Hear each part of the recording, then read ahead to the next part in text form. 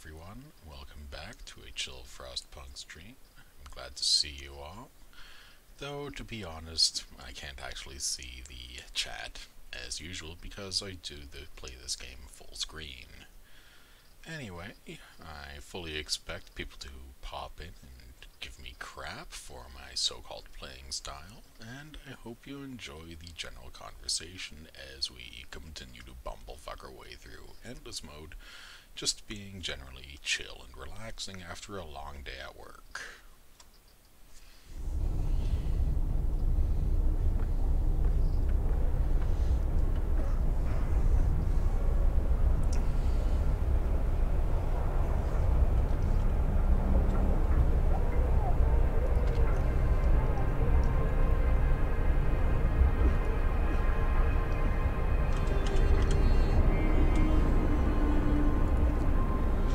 Okay, now, let's see, what were we up to? So, in 5 days and 6 hours, we have a brittle steel hazard that is finally going to bugger off and leave us alone. We have 13 days before the next storm, and we should not be using the extended shift for another 1 day and 12 hours. And we have a few people being sick, but, well, sucks to be them anyway. Isn't that you? Well, I'm not sick, everyone else is sick. Sucks to be them. Huh. Darwinism.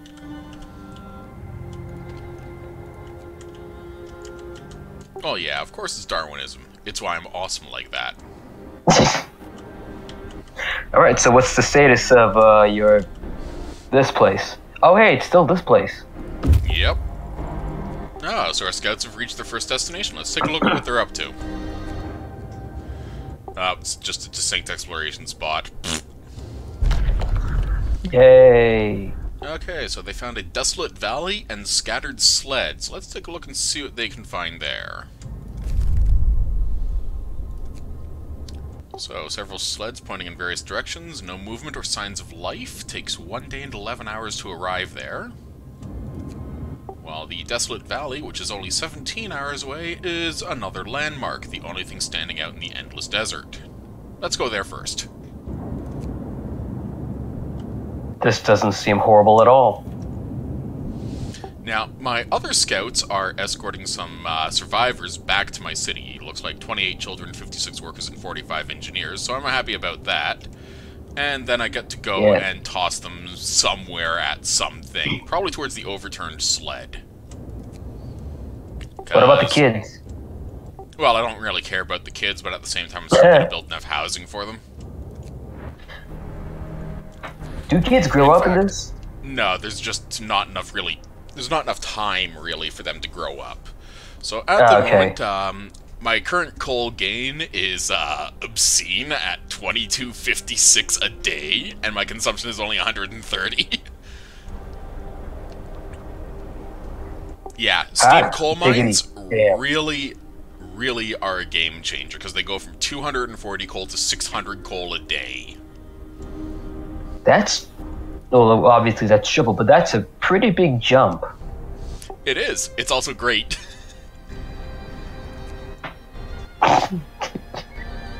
Alright, so this increase in...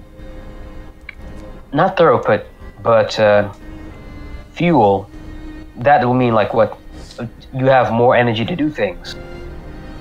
Yep, pretty much, and at the moment my current issue is quite simply the fact that once again I'll be running low on food because I only gain 300 rations a day, and I still have 3 hunters' huts that I can upgrade to hunters' hangars once I get enough steel, but brittle steel means 250% steel cost. You gotta wait till the cold draws back a bit? Oh, the cold's fine, it's only minus 30. It's just waiting for the brittle steel to stop being brittle. So you gotta wait you gotta wait for the materials to stop being completely frozen over. Yeah, pretty much. So in this case, I have 41 bunkhouses already built and 296 inhabitants and 6 tents built, which I want to upgrade to bunkhouses. But at the moment, that means I have 174 spare beds and 20 beds in a care house. So my citizens are pretty happy about that. Nice. Wait, no. Doesn't metal have a big or like? Doesn't it change temperature quick? Yeah, the problem is that when it changes in the middle of, say, heavy-duty construction, like what happened, is that basically the entire batch of steel is too brittle, so we need to use more of it to basically construct stable buildings. Yeah. So now you gotta wait until it warms up again. Yeah, because at the moment I'm looking at 40 steel per bunkhouse when it's normally 10 steel. No, it's absolutely not worth it.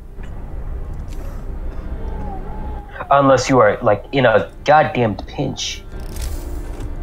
Well, thankfully I can just plant a fighting arena nearby, because that only takes wood. Nice.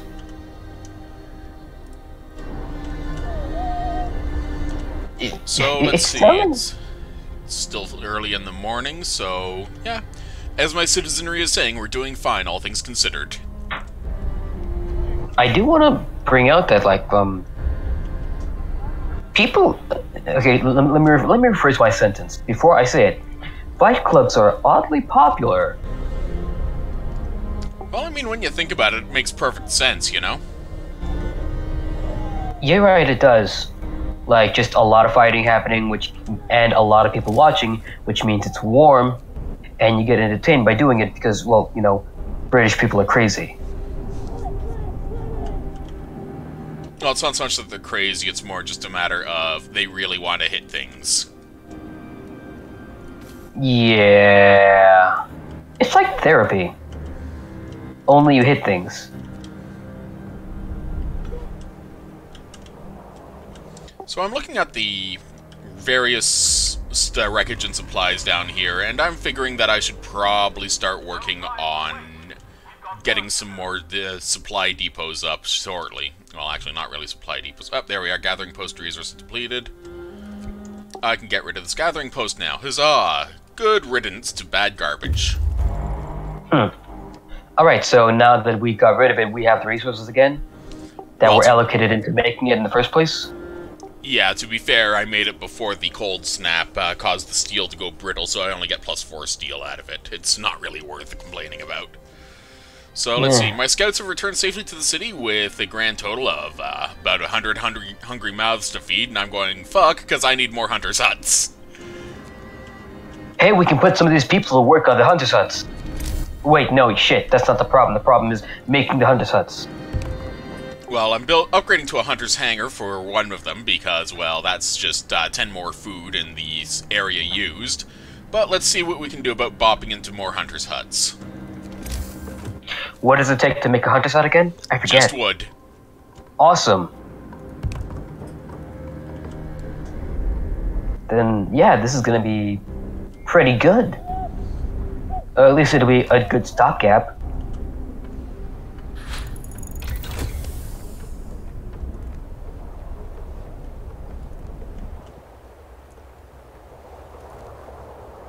It's really busy here. And I mean it in terms of just volume of just buildings in this kind of... Well, yeah, that makes sense. And I just researched something really, really useful. What's up? I got the large resource depot. Large resource depot? Yep. And next thing I'm going to do, as soon as I get more steel, is get gathering post installation, because my gathering posts, while they are very quickly running out of use, well, they gateway to efficient gathering, and, well... Okay, actually, that's complete junk, and I don't need it. Never mind. Okay, what I actually want to get, because my brain has more than 2 cells somewhere in there, is probably either cookhouse insulation or the medical post upgrade. The medical post upgrade gives me +10 efficiency, so that means my medical post will be sitting at 130% baseline efficiency. This is a good thing. Hot damn! Wow! I'd like that kind of medical care here.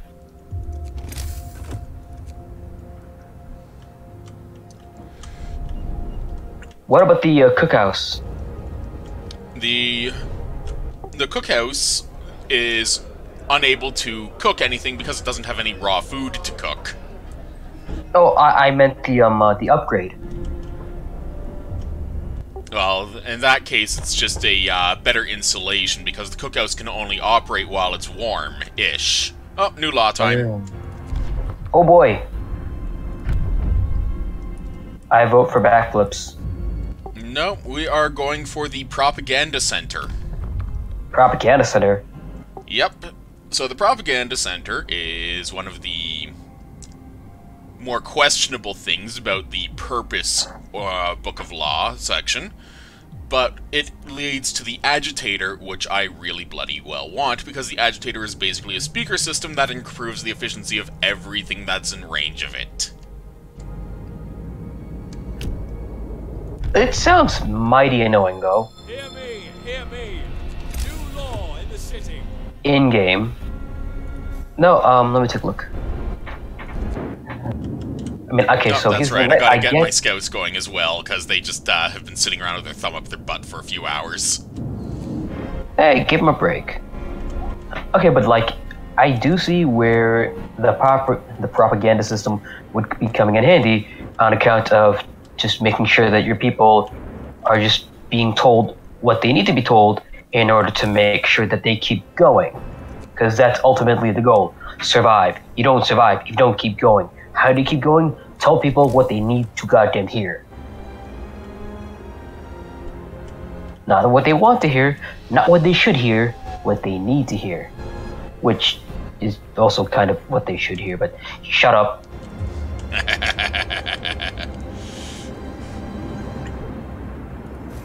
Honestly, at the moment, this big issue is quite simply the brittle steel really wrecks my economy because I simply cannot do anything with the limited steel influx I have at the moment.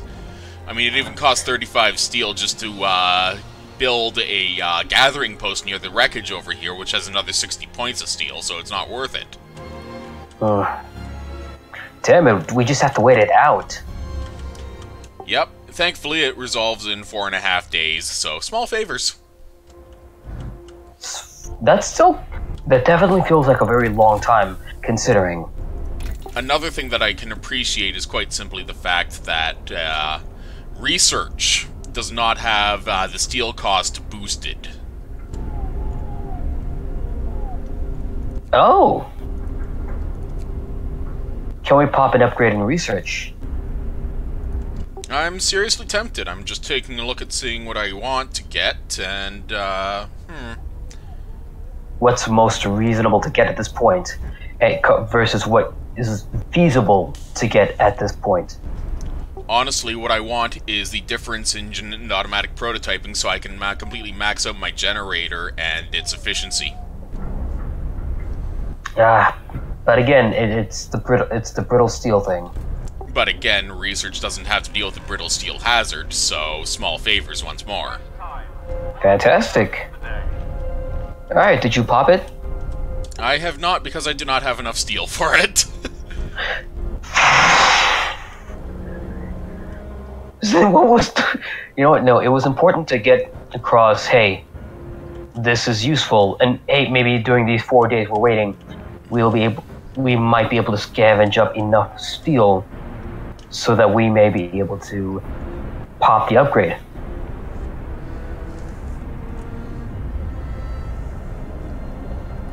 That being said, though, it really does just boil down to what I said earlier. 4 days does feel like a very long time. And granted, do we have, like, a way to tell when a storm is going to be coming in? Well, how much advance notice are we going to have?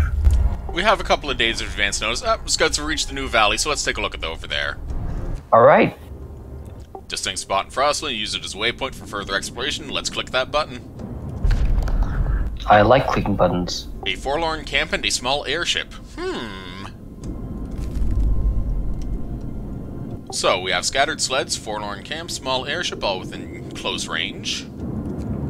The sleds are a day and 5 hours away. The camp is 20 hours away. Small tents, but no smoke. And the airship is 1 day and 2 hours away, partially buried in the snow. No signs of activity. So, in this case, I'm going to go to the airship, then up to the camp, then up to the scattered sleds. Alright, sounds like a plan. So, I have to wait another 17 hours before I can use extended shifts on my people again. I still need to build a propaganda center, but I have almost 3 days left in that, so that's nice. Survive, well, this next storm shows up in 12 days, and then we're fucked. So we have 12 days to explore as much of the Frostland as we possibly can. And brittle steel resolves in 4 days and 10 hours. Fuck. So I have to build the propaganda center before then. Anyway, for the moment at least, it's just a matter of killing time. But I'm also going to build another medical post, because frankly, we need the, well, basic medical station and all that sort of stuff, you know? This is very much a case of making certain that my people stay alive.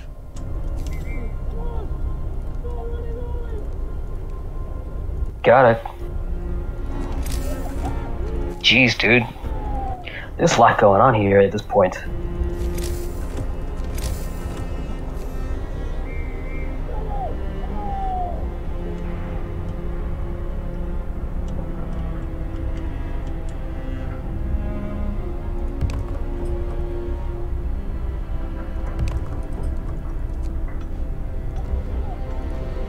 I mean, half of the fun of this is just figuring out different ways to muck around with the area, you know?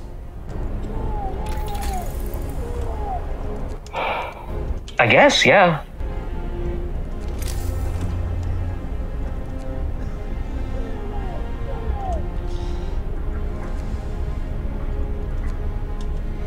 There are also apparently achievements for building one each of the small, medium, and large squares, one each of the small, medium, and large gardens, and 10 street lamps.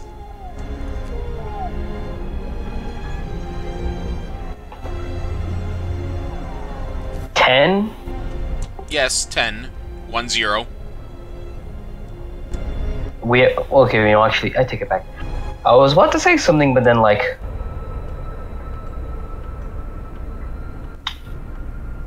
Yeah, this is a pretty small place, so 10 sounds about right.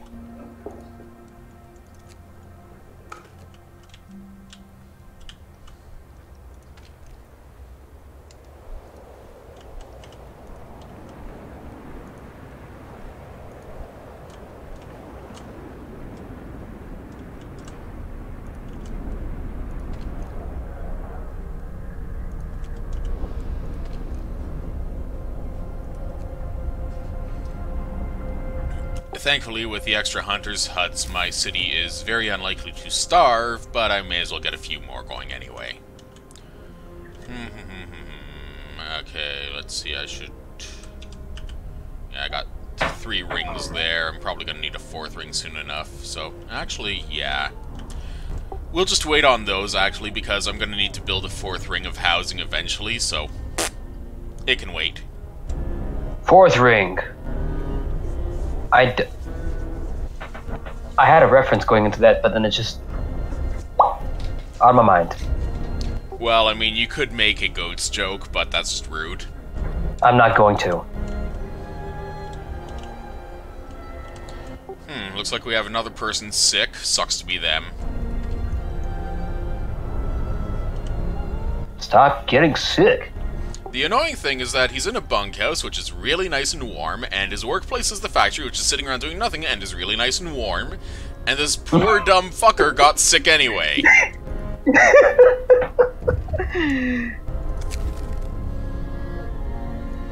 Okay, disturbing the peace, pushing each other, yada yada yada, drunks. So we got 2 options. We can either let them sober up or punish them for being dipshits. By letting them sober up, hope rises. By punishing them, people may get hurt and discontent will fall. Well, I don't have any discontent, so let's be nice.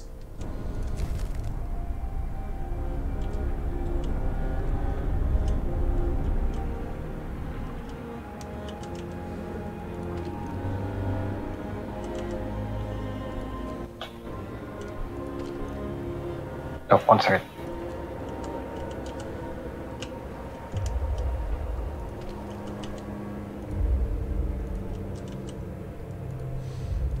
I admit, part of me is tempted just to grab some mooks and just drag them out into the ass end of nowhere and tell them to start collecting steel with their bare fucking hands and minus fucking 30.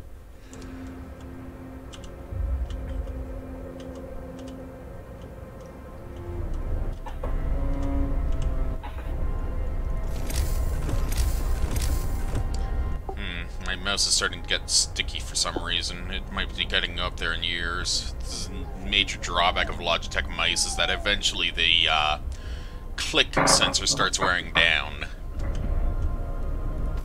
So you're saying it's got a low lifespan? To be fair, I've had this mouse for the better part of 8 years. Okay, yeah, that's a lifespan. That's a legit nice lifespan, though.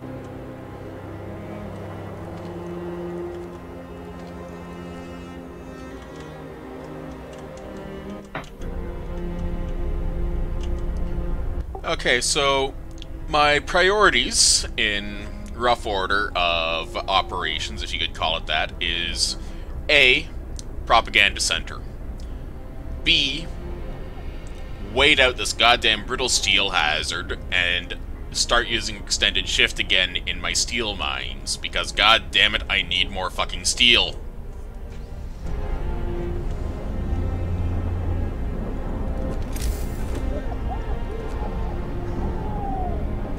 Maybe if all the steel wasn't brittle, then you'd have some. But no, Yes, it's just... I know. It's a stupid waiting game, and I hate it. I mean, to be fair, this is just relaxing and chill, and I'm not going to complain one bit about it being relaxing and chill. And, oh, hey, the temperature's dropped. Let's check what the overlay says. Dang it. We have issues with some areas being too cold, so let's fix that. Let's turn up the heat. Order, people. Let's march to work. Alright, where are we getting cold issues?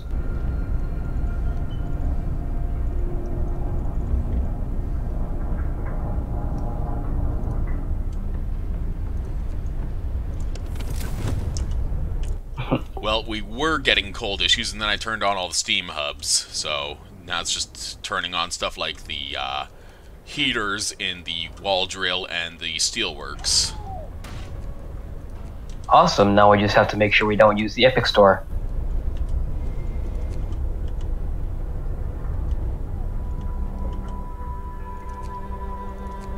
Yes, I'm reaching. Also, yes, Very I don't poorly. care.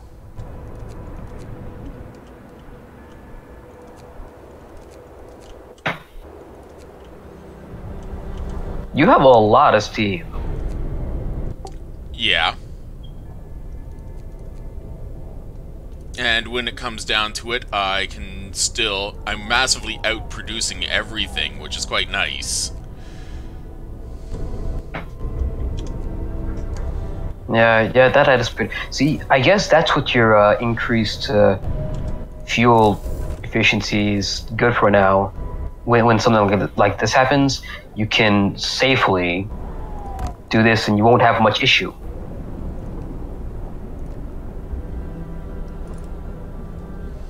Yep, so I just dropped the propaganda center into a corner somewhere, and honestly, my coal reserve is still pretty good. And thankfully, my steel reserve is going up nicely as well, which is appreciated, seriously. Yeah, we're almost at... I don't know, actually. 52.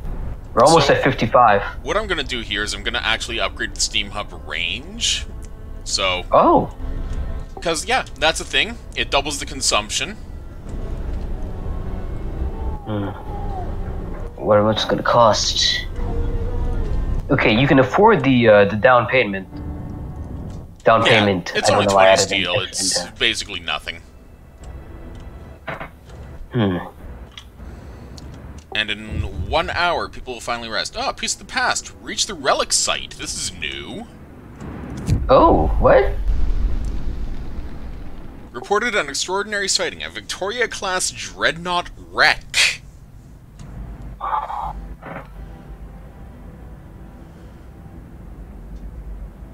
The wreck has been marked on the map. Hurry to reach it before the next blizzard covers it forever. This is important.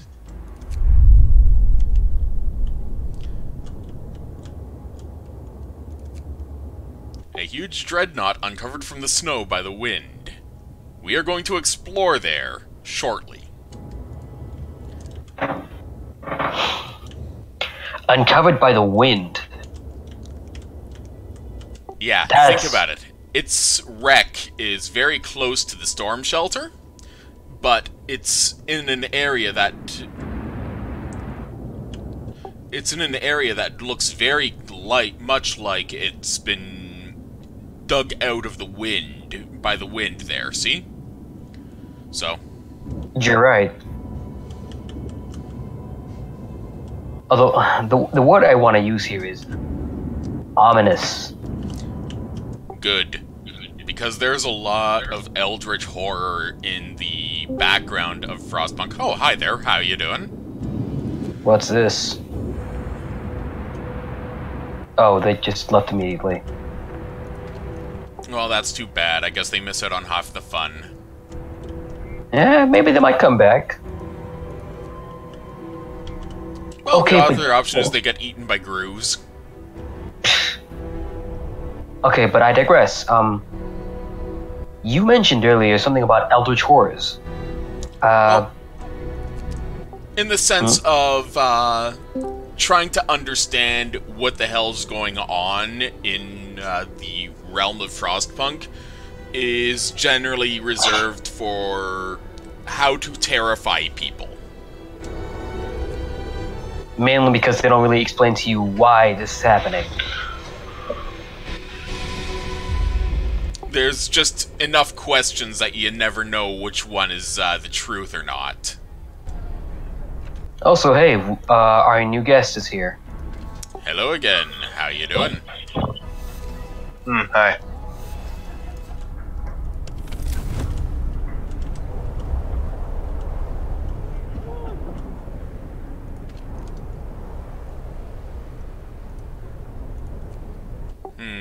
That's odd. Why'd my beacon go down? Beeping. Oh, there we are. That's why. The beacon had to refuel itself. I just noticed it pop back down and then pop back up again. That's pretty cool. I didn't know that was possible. Huh. That's kind of cute. It's just one of those small, subtle details that you don't really notice until it happens, you know? In front of you, yes. Like I said, it's kind of cute. The detail, I mean. Well, yeah, I mean, the game's made up of nothing but awesome details and all, you know? So, there's actually an achievement for not using any automatons until after day 75. What day are we on? Day 19. I'm pretty sure you are going to go fuck that, and you are going to pop the automatons. There is that possibility, yes. How big are However- automatons anyway? Oh, they're huge. Ooh. So I'm just going to do a How quick huge? check. We now have 65 vacant beds, but we have people inhabiting tents. This is not a good thing, because tents are Wait, not why what people- you would call warm. Warm. In fact, we have some that are outright cold, which is even worse. This is not a good thing. God damn it, you gotta build more houses. Another thing we have here is that we gain a total of 400 food rations, but we consume 415 in a day. So, But yeah. In this case, it's very much a matter of time to build more hunters' huts. or upgrade the ones we already have. Yeah, but again, brittle steel and all that horse shit, which is about as fun as it sounds. Bye, friend. So, the Steam Hub range upgrade is extremely useful for the obvious reason, and I'm just going to pop in the difference engine over here.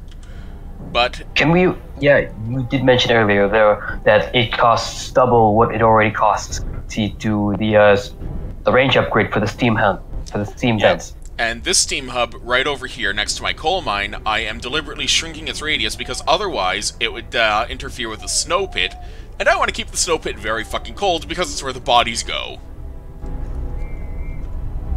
Okay. Okay, so now on to what you were saying before, after what, words. Words are hard.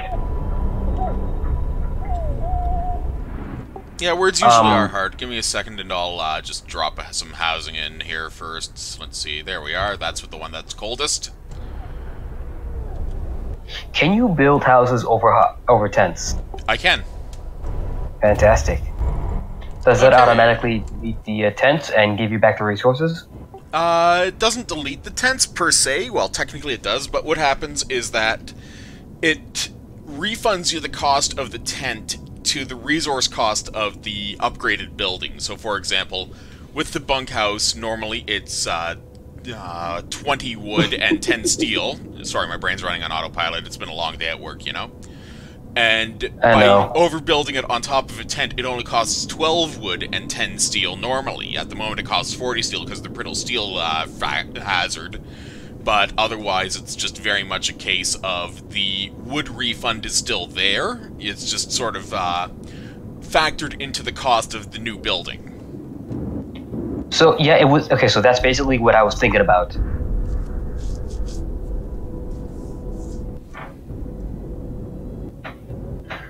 Okay.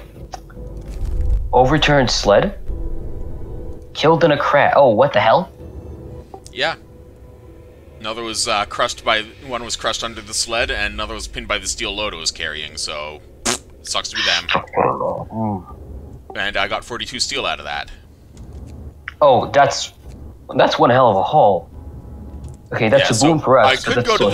I could go to the Blue Dunes, which is a new area, but... What's up? I'm going to take my scouts and go to the Buried Dreadnought. The Buried... Oh, shit. The Buried Dreadnought. Yeah, you can get a lot of things from there. Yep.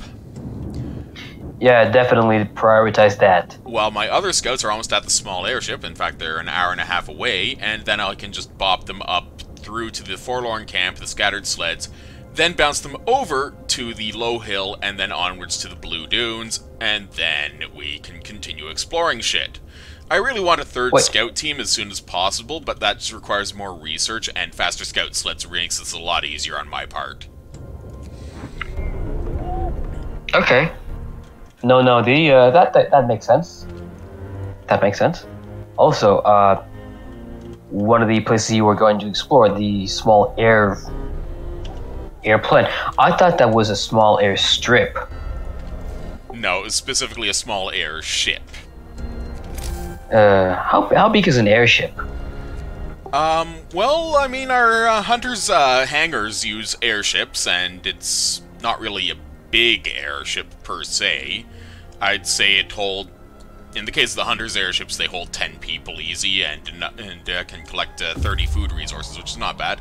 Oh, look at that, they reached the airship.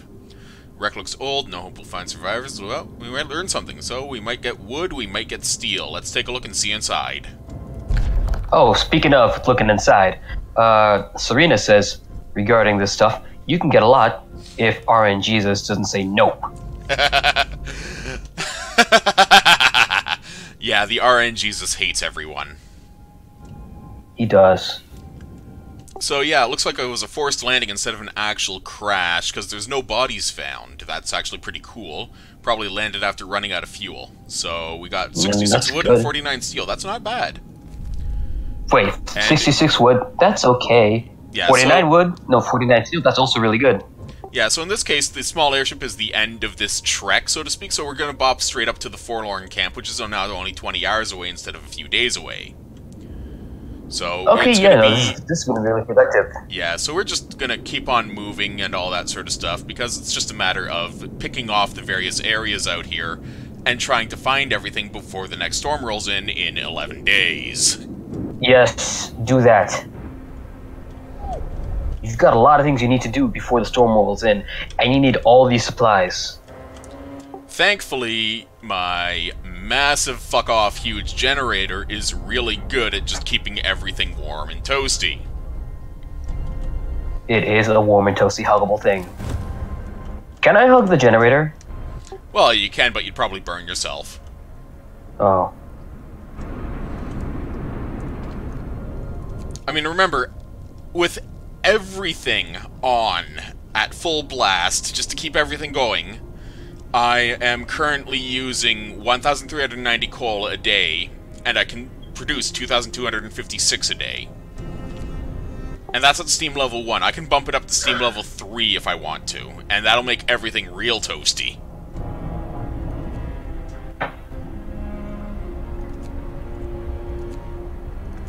In fact, it's complete overkill, so I'm going to drop some buildings down from over toasty to just regular toasty.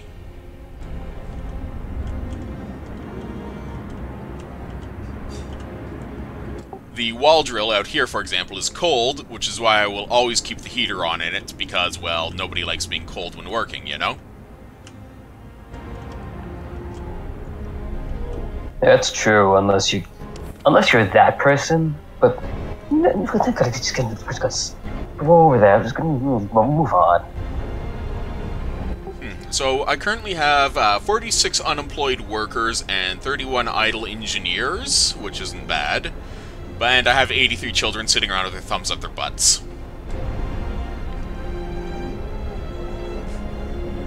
But at the moment now, we just get to waste a bit of time, and we're getting closer to day 21, where the temperature will warm up a little bit.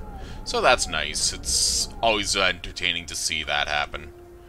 But really, when it comes down to it, I mean, we still have 2 major nodes in this canyon to actually take advantage of, really. And there's just only so much I can do at the moment in regards to construction, because of the fact that, well, steel is just such a major issue right now. Yeah, we still got the brittle steel thing, and that's not going away for another couple of days. 3 days and 4 hours now, apparently, so that's a pain in the butt. Let's just boost the game speed up to a bit faster. How you doing? Oh, pretty good. Yeah, you sound like you've got dwarfed out. Oh, I'm mostly just chilling my ass off. Well, so it's minus 40 out here. We just talked over each other. Well, it's only minus 40 out here, so it's pretty nice and chill and relaxing. Only minus 40. Speaking of, that was my own space heater. Yeah, Really? I know. Like, I think my brother has the same model. It sounds like. It's Lasco. Maybe, I don't know. I don't look. I don't know. All I did was just sort of look over at it. Look, it warms up the place. Yeah, no. Unironically, like I live in a house with a couple of other folks, but when I during the middle of the day, like I'm the only one who works from home, and I usually just close the doors and let it heat only my office. And by the time somebody gets home, it's just like, geez, it feels like summer in here. And I'm just like, yes, that's the point. Because I am comfortable. I am comfortable while I am working. I mean, it's fair. It's economical. You are kind of squishy. You don't like cold weather. It's so nice. It's so nice to just be like, I am swimming in heat. I have to admit, I just love the visual aesthetic of the generator just idling away at low heat right now. Because it has its own character, as you guys said last time I streamed this, and it's just, yeah.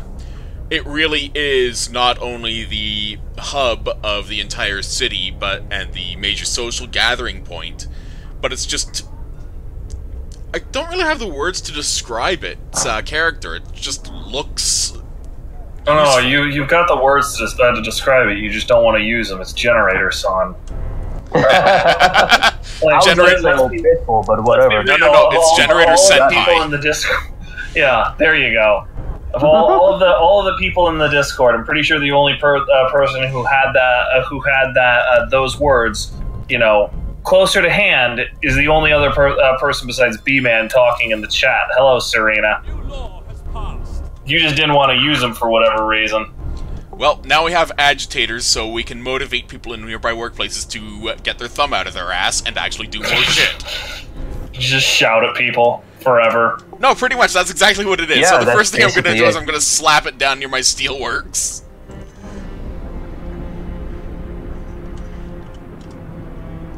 You're just gonna make the Steelworks people work extra hard. Yeah, seriously, because it gives something like extra 20% efficiency. That's a non-negligible boost at this point. Yeah, the Faith's similar one is Shrines, which can increase it by more, but it requires like a bunch of people to be working in the area. I think it's something like a 1% increase for every person working in the area, and their radius is not huge. So you have like they can do a lot better, but you have to plan out your what are they called? Your work areas pretty well.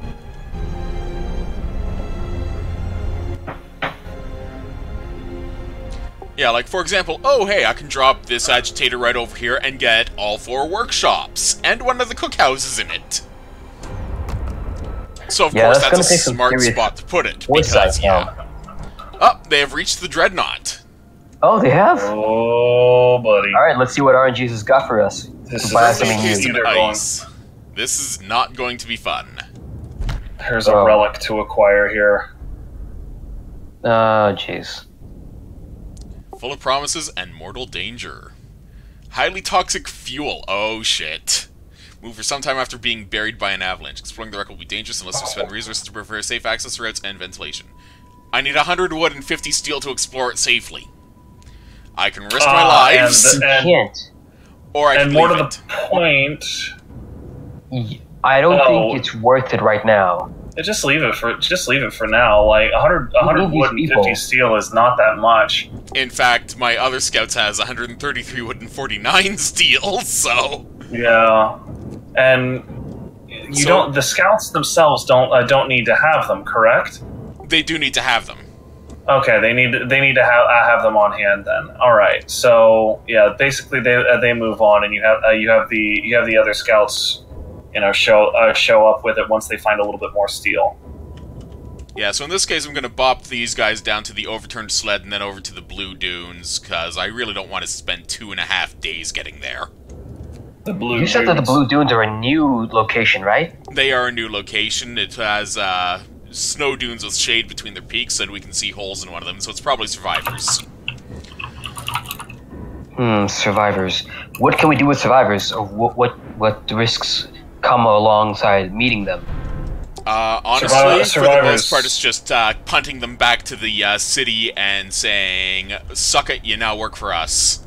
Yeah, survivors are typically just citizens for the city, which, is not especially valuable to Grump at this point, since he has over 400 people. But they're never unwelcome. Yeah, I mean, the big crunch. Are you sure the scouts need to have them on hand? It showed needed them on hand, because otherwise I would have been able to just dump resources into it. Because I have no, you wouldn't have, because you only have 20 steel. Yeah, but I had 50 steel on them. The city has 21 steel. The city has 21 steel. That's what I mean to say. I'm pretty sure it's asking you to spend resources from the city's stockpiles, not the scouts. Okay, so with that in mind, we'll actually just plant our scouts over here and see what happens when the city actually gets to. Yeah, I would definitely tell your scouts to just sit tight for a minute, because it's not going to take you very long to get up to 50 steel. Yeah, at the same time, the scouts already have 42 steel on them, so we'll see what happens. Yeah, I think it just expects you to have the steel on hand in the city. Well, if we're right, we're right. If we're wrong, I'm going to point and laugh. Okay? Yeah, fair enough. I mean, it's ambiguous.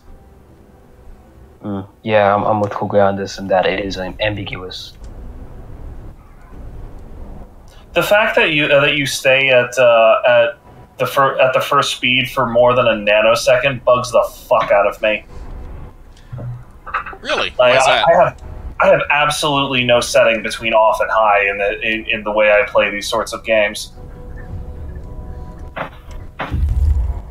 It's either paused or it's at maximum. Well, shit, I found survivors at the Forlorn Camp. Dad, dang it. More people to babysit. You Group also of have engineers. This one's actually pretty good. So let's see, 15 engineers, 13 workers, or I that's can really send them to good. the city and let them die, or fuck it. So it's a total of 28 people. It's very much small beans. I'm going to send them to the city, not because I want them to die horribly, but simply because of the fact that I'm going to send my scouts further north to that other spot that I noticed earlier that I still haven't explored. Alright. So basically, it's not really worth it to escort them back. Not right now, anyway. It depends. Okay. It depends on what you're on your perspective. Like sending them to the city makes a lot of sense. Also, yeah, you do have enough steel to supposedly excavate the buried dreadnought at this point. Well, let's take a look and see what happens. Jinx. Oh, you're right. It does have to be in the city stockpile. My mistake. That was the only thing that really made sense. Okay. The scouts took the time and effort to explore the wreck safely, which is good on them, so that means they don't die. Yeah. So, let's see. Yeah, it's not really telling me anything about it, but we do have a big fancy artifact, namely rejected automaton designs. Oh, interesting. Yeah, so we have to bring that relic to the city, and then we'll have to build a lovely repository for said city. Holy crap, those survivors are going to be completely fucked. It'll take them 6 days and 7 hours to get to the city. Well, I think they'll be able to make it before the storm. Yeah, seeing as how the storm is in 10 days and all. Oh, speaking of which, good evening, JSRU. Yo, What up, Jay? How you doing? I'm doing okay. Alright. Looks like Selnar's got this city on lock.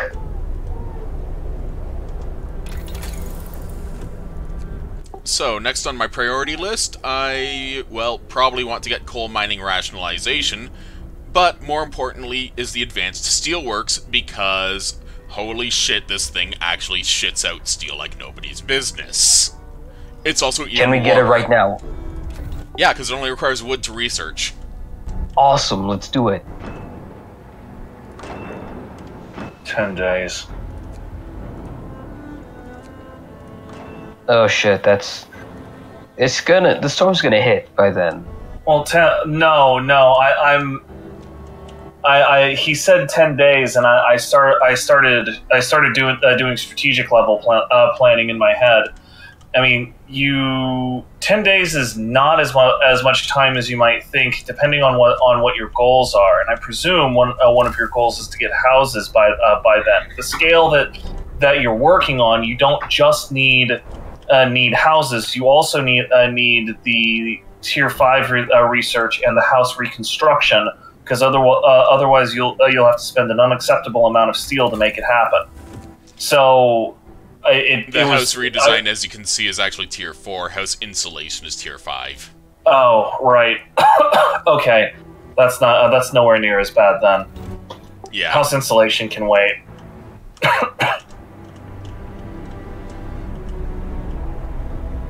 And thankfully, with the temperature about to spike in a few hours, really, I will be able to gleefully turn off pretty much all of the heaters and such, because my city's a warm city!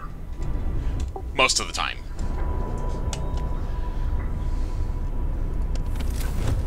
I mean, everything's reasonably comfortable except for the outermost bit over here, and, well, sucks to be the people who are living there.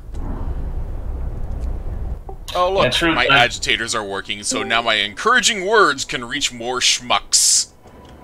I think the agitators also increase the efficiency of automaton piloted places. I cannot remember, but essentially, shouting at robots makes a whole lot of sense. First, what's up, Zarabala? Oh, hello. Yo. What's going on? Secondly, what's up, Dylan? We have confirmation from Serena herself. She says that she would call the center heater Generator Kun. Nailed it. Fucking told y'all. You said San. Well, whatever. The point is that she's using Japanese honorifics to describe the fact the Yeah, but generator, specifically, inanimate object is a using character. I lesser fucking nailed that honorific one. is kun, which is like at best equal.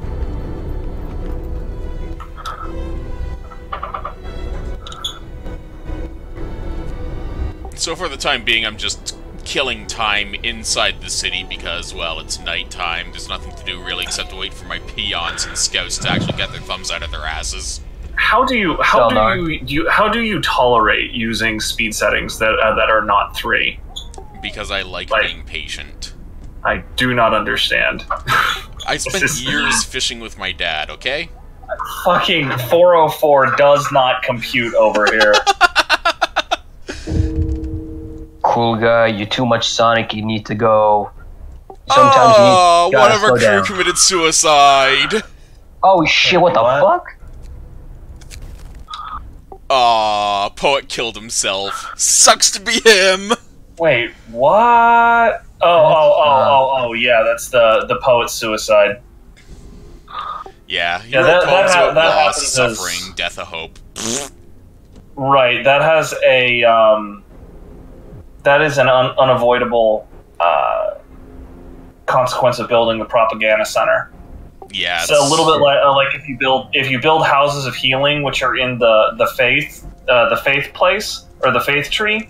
At some point, if you ever treat a gravely ill person there, he will choose to die in his Christian dignity rather than get better. And you know the nurses, since it's a faith house of healing, they just let him die. Yeesh. Yeah, it's very much a case of, hey, how far do you want to go on the path of being a complete and utter bastard? I mean, yeah, it's just one of the things that the game throws in there. Maybe you had the best of intentions, but best of it, like that's what the road to hell is paved in. Yeah, I mean, in this case, we can make him look like he drank himself to death, and then torch his poems that are all about loss and suffering and the death of hope and all that sort of stuff. And our propaganda center, at least on some level, it's very much about actually just declaring hopeful messages for the survival of the city, all that sort of horse shit and all that. But where does it start and where does it stop, you know? So in this case, I'm going to stay away from it. We lose some hope, but hope is easy to regain. We have a lot of it anyway, it'll be fine. Also, cool guy, Serena has an idea for you learning some patience. It's learn sewing.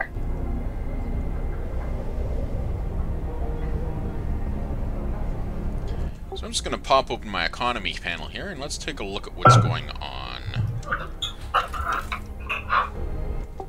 Okay, so I'm gaining 400 food rations a day, I'm consuming 414 a day, I'm gaining 200 raw food a day, which means I need more hunters' huts, by the way. Yeah, you need to upgrade those too, if you can. Health-wise, 132% efficiency, not too shabby.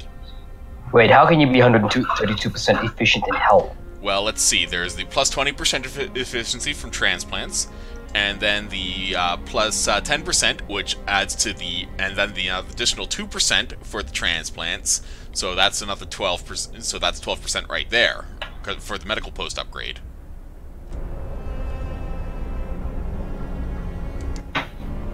Huh. I told you transplantations were amazing. Yep, meanwhile, my steelworks are making 117 steel a day, which is not a bad haul, to be honest. It's not a bad number at all. My wall drills are sitting at 160 a day, which is nice and pretty. My coal is going ha ha ha, look at this obscene growth.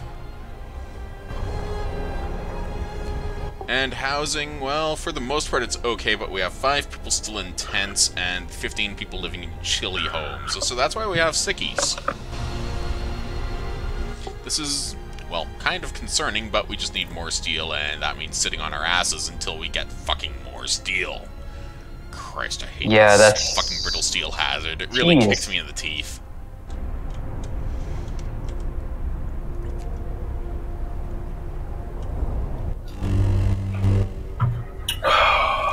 And all of a I sudden, hate with it waiting. warming up, I can do something really nice. Have a picnic? No, look at all these overheated houses. Oh. I mean, I probably would not turn any of that crap off. Well, to be fair, I don't mind having people get sick because the medical posts are easily doing the work, so I'm not going to complain one. Yeah, his medical posts are stupid efficient. They're not even as efficient as I could get them. With some agitators, I can get them additional 20%. God damn it.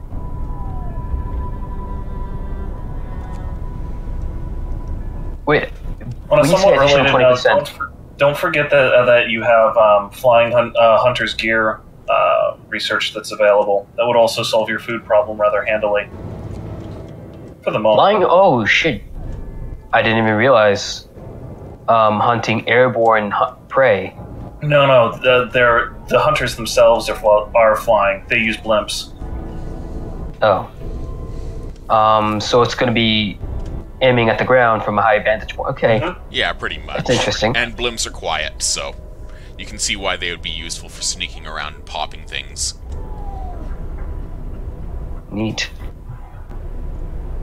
So yeah, once the advanced steelworks is built up, and that shouldn't take too long once this universe stops kicking me in the fucking teeth. It won't. But yeah, if you look at my Advanced Hunters hangars here, you can see the variety of blimps on display, actually, so... Hmm. Oh, by the way, I did Okay. want to ask. When you see a 20% increase, does it mean an additional 20% added on? Or like is it a 20% multiplier? I believe Each it's individual additional. bonus is multiplicative. Multiplicative, okay. The thing is that these are individual bonuses, so they have to come from different sources to stack multiplicatively. Okay, so I need to build some archives. That is 400 wood and 330 steel. Holy fucking shit. It's gonna take a Archives? while. What's an archive? Is that a library? It's to It's- show off our artifacts that we've been collecting. So at Yeah, the moment, I am going to actually just build some advanced steelworks because I just need the extra resources. Holy crap! Yeah. Notice that those are going to require 120 steel to construct right now. Yeah, which is why I can only build one at the moment, but I still need the That's very unfortunate. resources. The brittle steel hazard is just absolute cruelty. Is it done yet? Nope. Looks like there's another couple of days on brittle steel. Piss. 1 day and 18 hours to be exact, and Okay. the storm is going to show up in about 9 days and 17 hours. Thankfully, the archives does not have a time limit for me to build it. Otherwise, I'd be Whoa. swearing like a sailor. Sorry. Even So- though the archives is just a decorative thing. Doesn't It is a have any decorative thing, practical but at the effect. same time, there's just... It's a cool decorative thing. Decorative things are cool, and there's actually some small achievements for getting some, so what the hell, right? Hmm. I mean, half of the like, fun okay. of this is just building shit. Yeah, but at the same time, like my brain thinks pragmatism.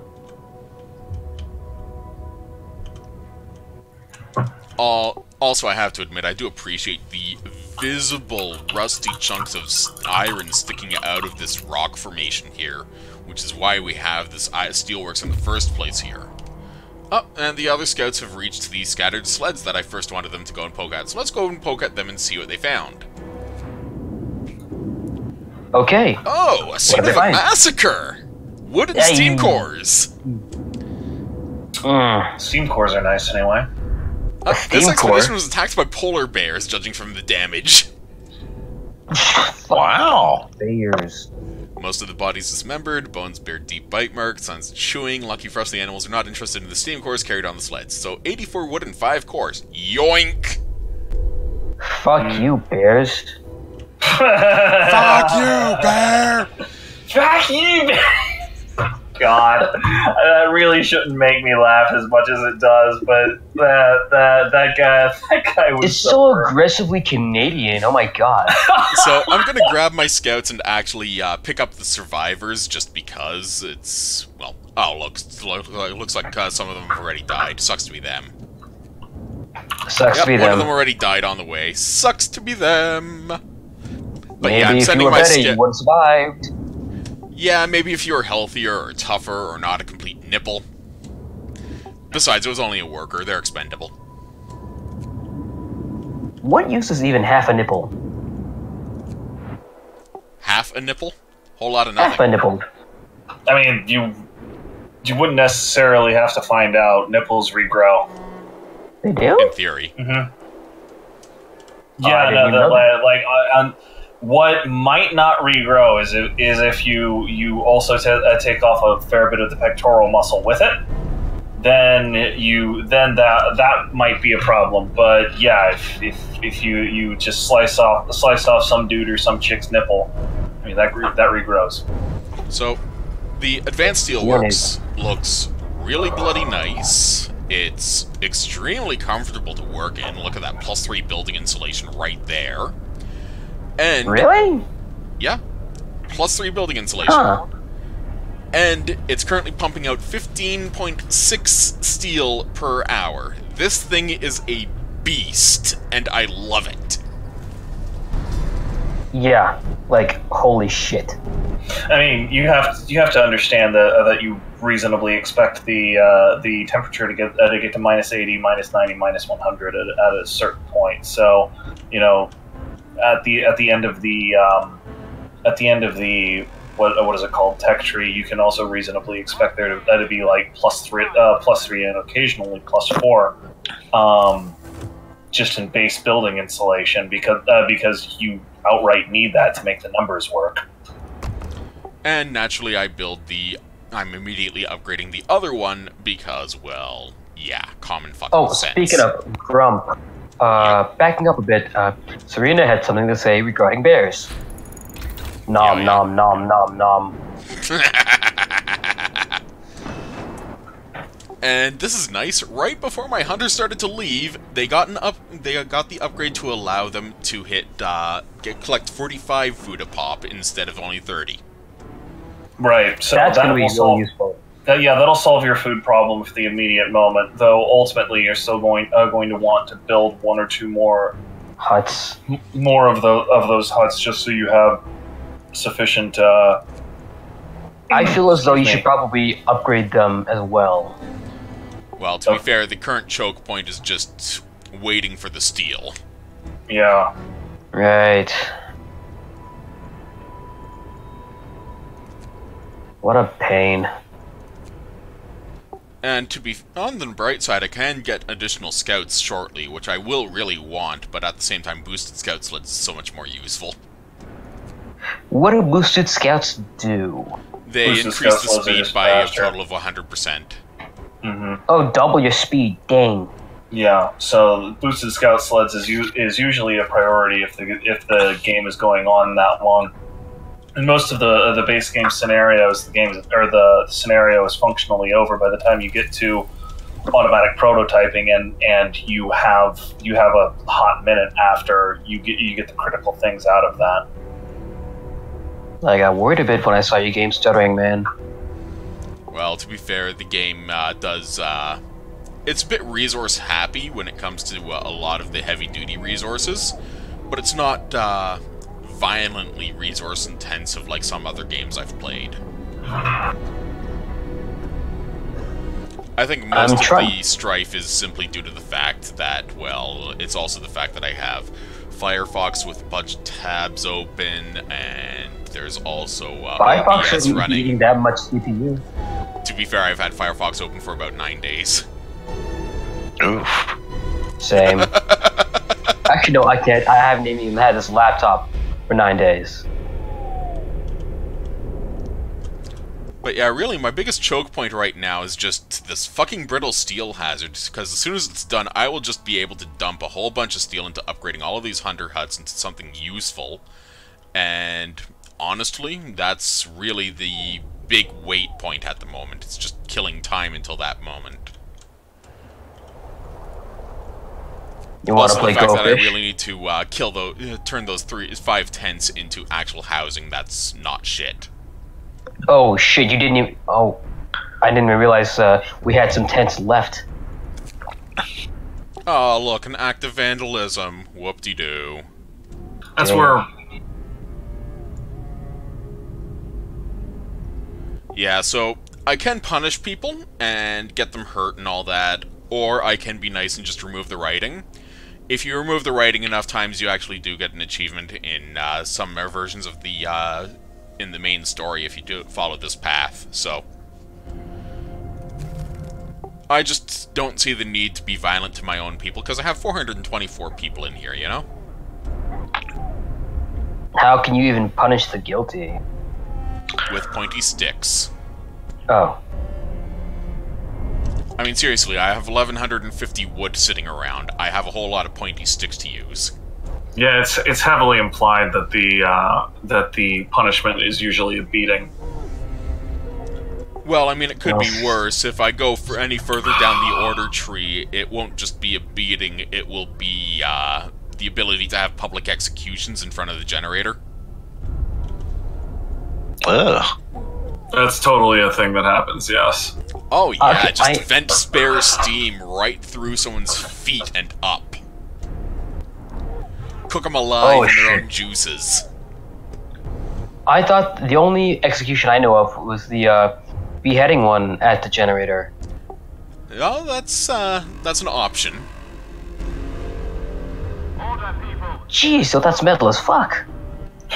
You have this massive thing that kicks off enough heat to warm the entire city. It really does not take a huge leap of creativity to be like, maybe we can cook somebody in that. Cool guy, one thing you need to know about me is that I am creatively dead. Yeah, so I'm just fast forwarding through this day because, oh look, it's gonna get cold again. Actually, while we're fast forwarding, Rina mentioned that has any of you guys played Hyper Devotion Noir? Because it's That supposed is a to be Neptunia game, which Nope. no, I have not touched that with a 15-foot pole. So we found I more thought you said survivors in the 11 Blue foot. Dunes, and that's always nice. Yay, survivors! Let them go. Just let them walk. No, I'm actually taking them with me, so... this Yeah, time he's I'm got actually nothing else to doing do but return to the city at this point. it. And Okay. the Rock Gate is just a landmark, so I'm gonna send my scouts to there eventually. If you smell what the rock is cooking, of course. Her. But yeah, I'm it looks not like I sorry. have 15 and a half hours and 17 and a half hours for the 2 sets of survivors, so... I am just going to wait these next 5 hours to get rid of this fucking brittle steel hazard, and then I'm going to start building more housing. Just go max speed. Yeah, I mean, as much as fun as it is listening to Cool Guy slowly get more and more frustrated. I mean, like, it's not so much... I just want this brittle steel thing to go away. That's it. Now, here's something interesting. The Pledge of Loyalty is basically where you cross the line. What? Pledge of Loyalty. People make mistakes, but we can give them a chance to redeem themselves if they agree to cooperate. Oh... Shit. Turn them into secret informers. This will provide a permanent hope bonus. Discontent rises slightly. Gee, I wonder why. Meanwhile, if I go down the path of the morning gathering to the foreman, I can have my workplaces get, basically, efficiency buffs by using foreman. So what the hell? Easy way to gain some hope. Yeah, this also doesn't seem like it'll backfire on your ass. Yeah, so at the moment I'm just, again, killing time, just waiting for this fucking brittle steel to fuck off in an hour and a bit. I remember the first time I used the order path. It was in a particular scenario that gave you a ton of people to cram into a very small space. and I was just like, "Oh, Foreman, this will help me get past some of my resource gaps." But one of my resource gaps was food, because you had so many people, but so little space. There's like no extra space to drop in even hunters' huts, let alone some of the other things that you would like to put in there. And I was just like, okay, Foreman, you're going to help me out. And then to activate it for one building, it's like 20 food rations. So, looks like one of my agitators got sabotaged. So I can either beat the hell out of someone and get the part back and get it working immediately, or just repair it and leave it out of order for 8 hours. I mean, yeah, some people can be a bit knobbly about, you know, the whole having a propaganda machine sitting outside their workplace and all, but this is taking things a little bit too far, isn't it? So I might as well beat the hell out of someone, make sure my first aid facilities are actually working.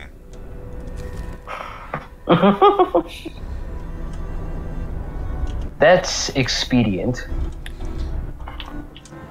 Oh look, people got hurt. Whoops.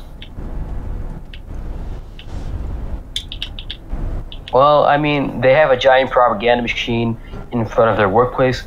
I am not, like, sympathetic to them if they did not realize this was going to happen. Brace yourselves. Cold is coming. Well, we have some cold at home now. So let's fix that post-haste. Let's turn up the heat.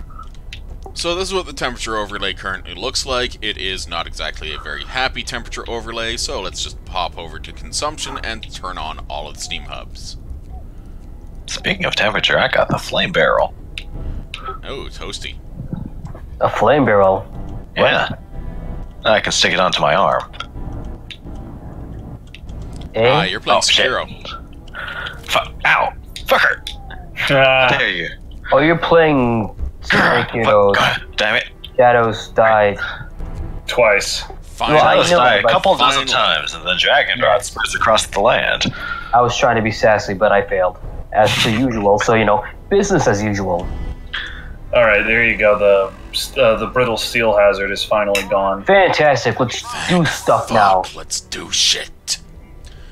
First thing I'm gonna do... Play the game. Well, duh. So, first thing I'm gonna do, bunk houses for everyone. Fantastic. These people cannot be living in tents. Well, to be fair, living in tents can be fucking intense, too. I swear to fucking God. Second thing I'm gonna do, Hunter's fucking hangars. From 90 steel down to 40 steel. It is so nice to see actual Yo, Grump, I have to use. say, they should not be fucking the hangers, they should be hunting the animals. I mean, there's a lot of transit time on the blimp. Okay, don't worry about it. Got it. Third off, I'm gonna upgrade my wall drills to steam wall drills. Steam? Wait, hold on a second. I thought it was like some sort of Damn it. water jet? Only steam? they use steam jets. I missed out on an eavesdropping opportunity because I'm dummy thick.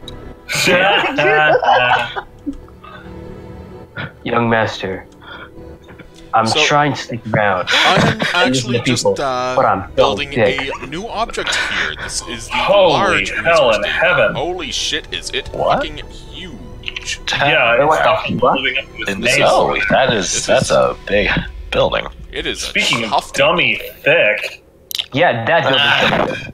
and building is very dummy thick. It is a chufty beastie. The clap of its ass cheeks keeps keeps drowning out the agitator. Well, while I'm at On it, the, I'm on the going front to platform plant of some that building fresh is steam oh hubs in lord, some he areas. coming. So I'm just gonna plant a steam hub over here and keep this area warm and toasty, and a steam hub up here and keep this area warm and toasty. And consider putting a steam hub up here, and I'm only doing And this. you get a steam hub, and you get a steam hub, and you get a steam hub. You know, That that's is not more or exactly less inaccurate. what he's doing, and the amount of overlap that he's got on those steam hubs is kind of triggering. Hilarious. Don't worry, it'll keep triggering you. Yeah. It could be. You could be a bit more like, what's the word? Efficient with this. I could be, but where's the fun and efficiency? It's also It's its there's own also reward. the argument of why bother, right? You know, I mean, this particular setting that he's on is specifically for just like chilling out, not worrying about all of these little fiddly things that trigger nerds like me. You know, like it's fine. It actually is fine. And let's be honest, it's very much a case of a significant chunk of this is simply me relaxing because I have been stuck at work for the better part of the day. I am exhausted. I'm still gonna draw you icon if I want to the know. lookouts at the beacon have sighted a going storm on. shelter full of people. Full of people. Yep, so we can visit another storm shelter and collect even more people.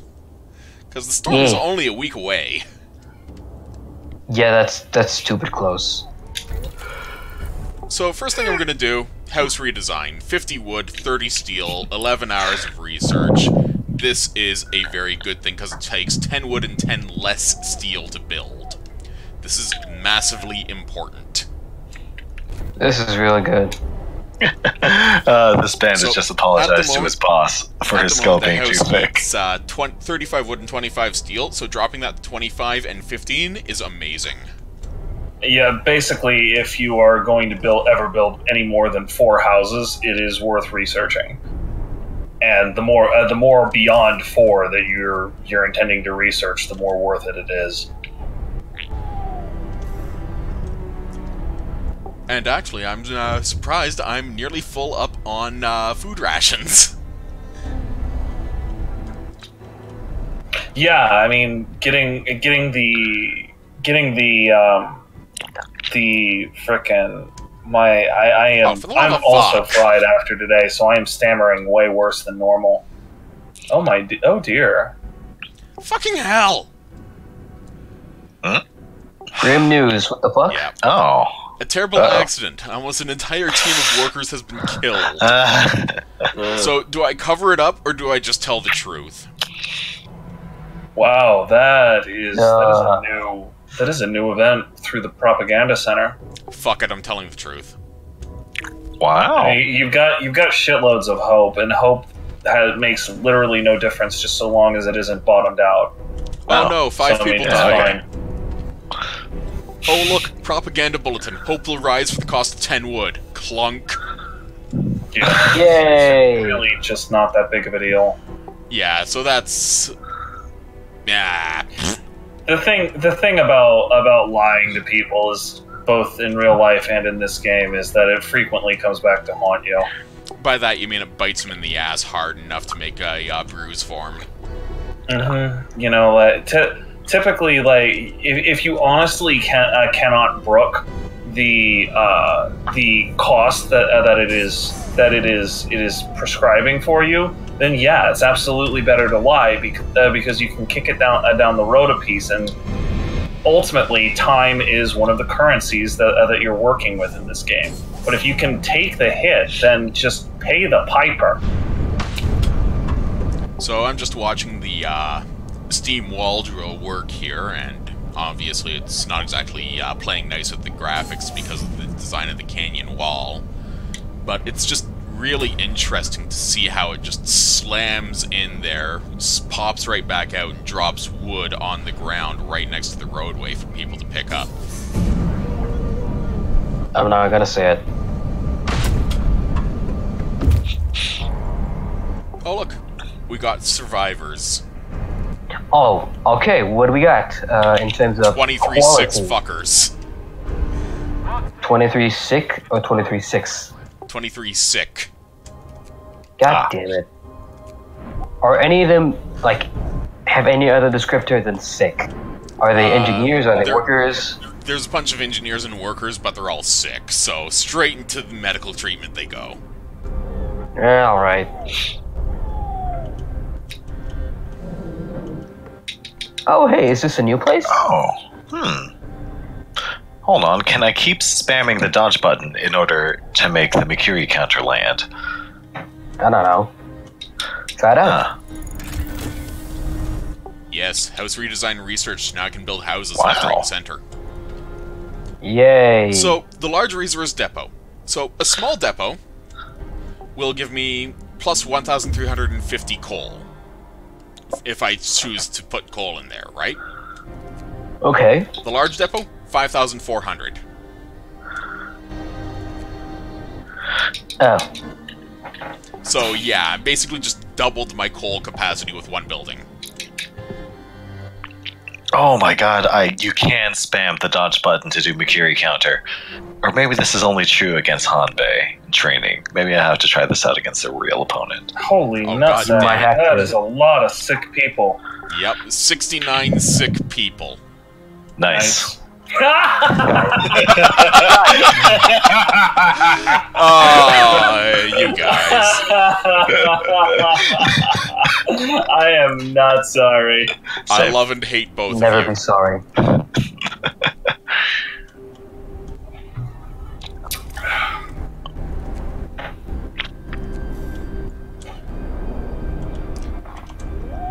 So yeah, I'm going to be building some houses, first off, to get some homeless people off my ass. Ha! San Francisco. I do have a question, though, regarding the amount of people that are going to live here. What happens when you run out of space inside this The part of the city, canyon? the cap is actually 700 people. No, I mean, like, in this area. I still have 2 more areas to expand into. Alright, okay.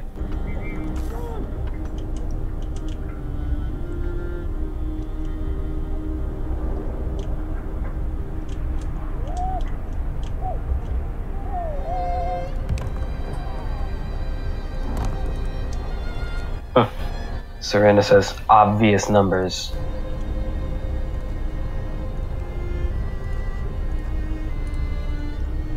Okay, so that's set up so I'll have more medical sites and more housing built in short order. And next on the list of shit to do is healthcare insulation, because healthcare does not work when it gets fucking cold.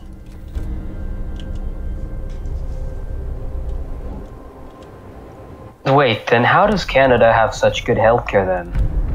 Because insulated buildings. Yeah, they did research insulation. Okay. So, the foreman. New ability, foreman, increase the efficiency of workplace by 40% for 24 hours. That is obscenely good. This is just a good thing to do. It costs 10 food rations, has a cooldown of 2 days, but plus 40% efficiency. Holy crap, this is amazing.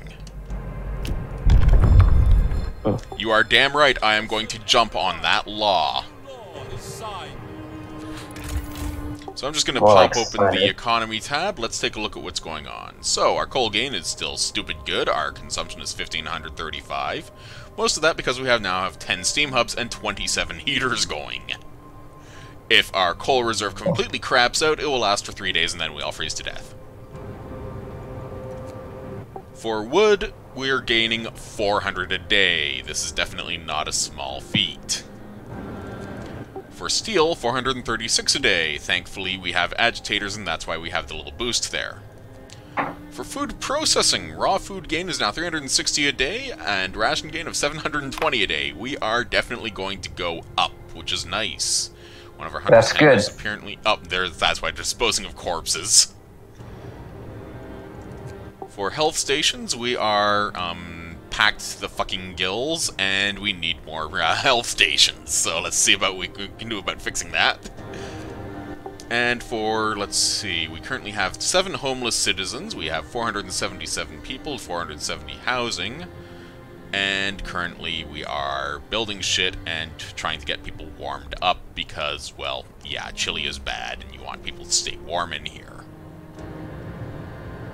Thankfully, only one bunkhouse is chilly. We need to get those homeless people into a house.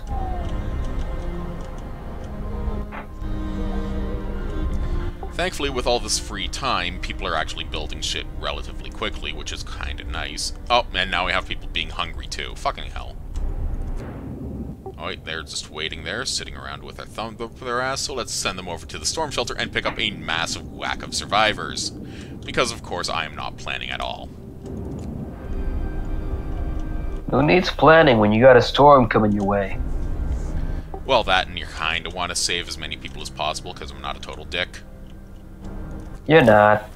I mean, particularly if the population cap is 700, that's actually not that many people in terms of all of the things you can do with the game. So getting to that cap would definitely be one of my primary concerns.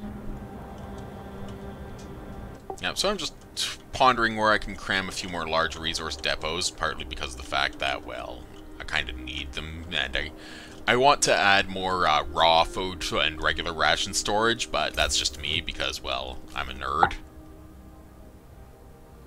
I mean, we all are, but that's beside the point. Well, you're a special type of nerd, B-man. I know. Again, so yeah, that's a your good enough point. spot for him.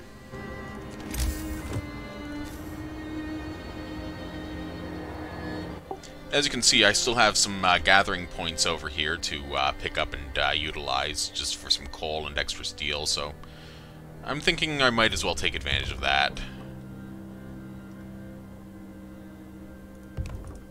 Yeah, just everything is too strewn about. You can't get as many things as you'd like to do. And with here's the just kicker. The one. The canyon is still the smallest of the 4 endless mode maps. So I currently have 19 people sick and 50 people being treated. This is definitely not a pleasant moment for the various people around here. So let's see what I can do about fixing that post-haste. Right, what are your options? Well, at the moment, I just built 2 new first aid stations, so I should now have a medical capacity of 70 suckers for treatment. Yeah, generally speaking, the option is increase the efficiency of existing healing posts, so they chew through their workload before the untreated patients get worse, or just build more medical posts. And typically, the latter is what you do. Even if it's just a spike need and you don't need that many or that much medical capacity in normal times, what you would do is just disassemble the spare medical posts after the acute need is taken care of.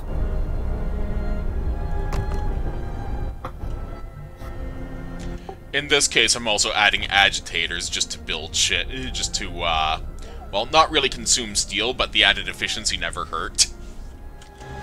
I mean, the efficiency is functionally the thing that you care most about in the game, right? Because the higher your efficiency is, the more work the more effort you're getting out of each unit of work.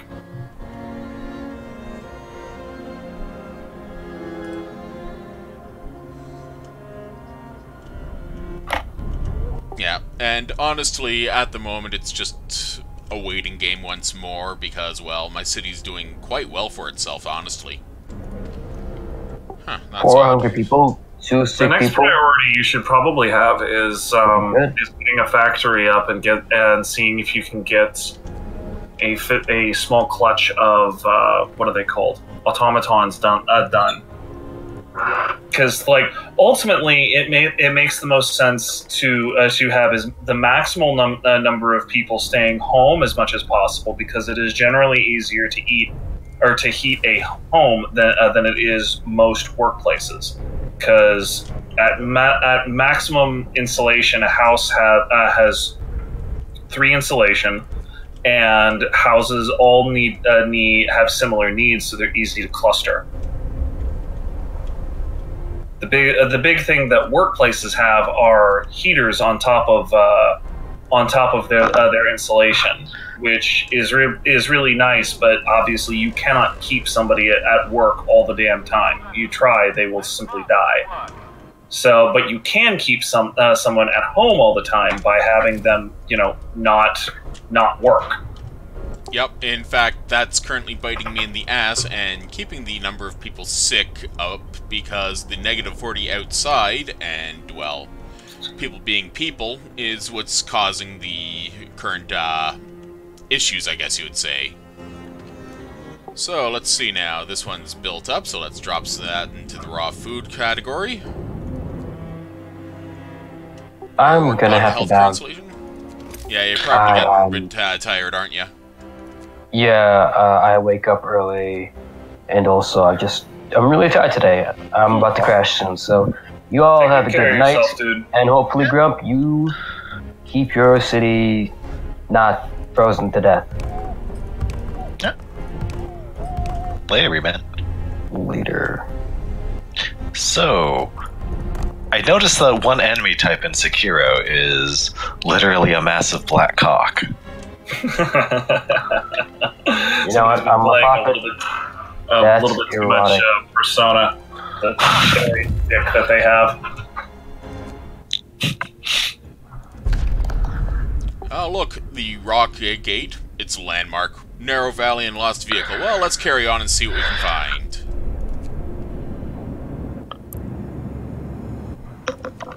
Yeah, might as well. And, lost vehicle. Let's send our other scouts to go pester that. We can hit the storm shelter on the way back.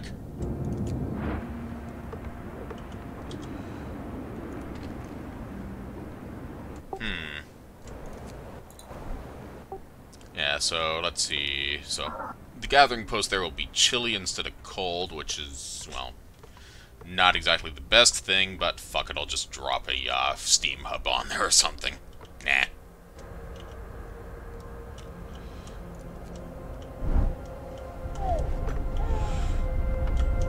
When it comes down to it, the big slowing point right now is just, well, resource crunch, really. And that's my own fault. I mean, you are under an acute words hard. You're under an acute spending period right now because you're upgrading all of the housing in the area. That's actually, it's not one of the. It is the biggest single construction project you'll ever run in a late game city. Yep, and honestly, I'm going to grab the efficiency upgrade for the Steam Hub next, simply because of the fact that, well, 33% less coal is a massive bonus. It makes the Steam Hub go from 6 coal down to 3 at range 2. Mm-hmm. It's a very big upgrade.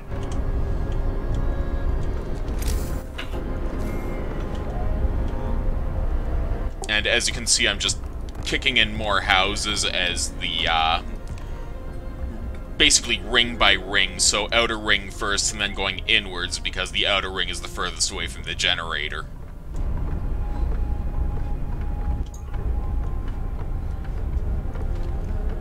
And with healthcare insulation, well, everything's suddenly toasty, which is quite nice, so I can start turning off heaters.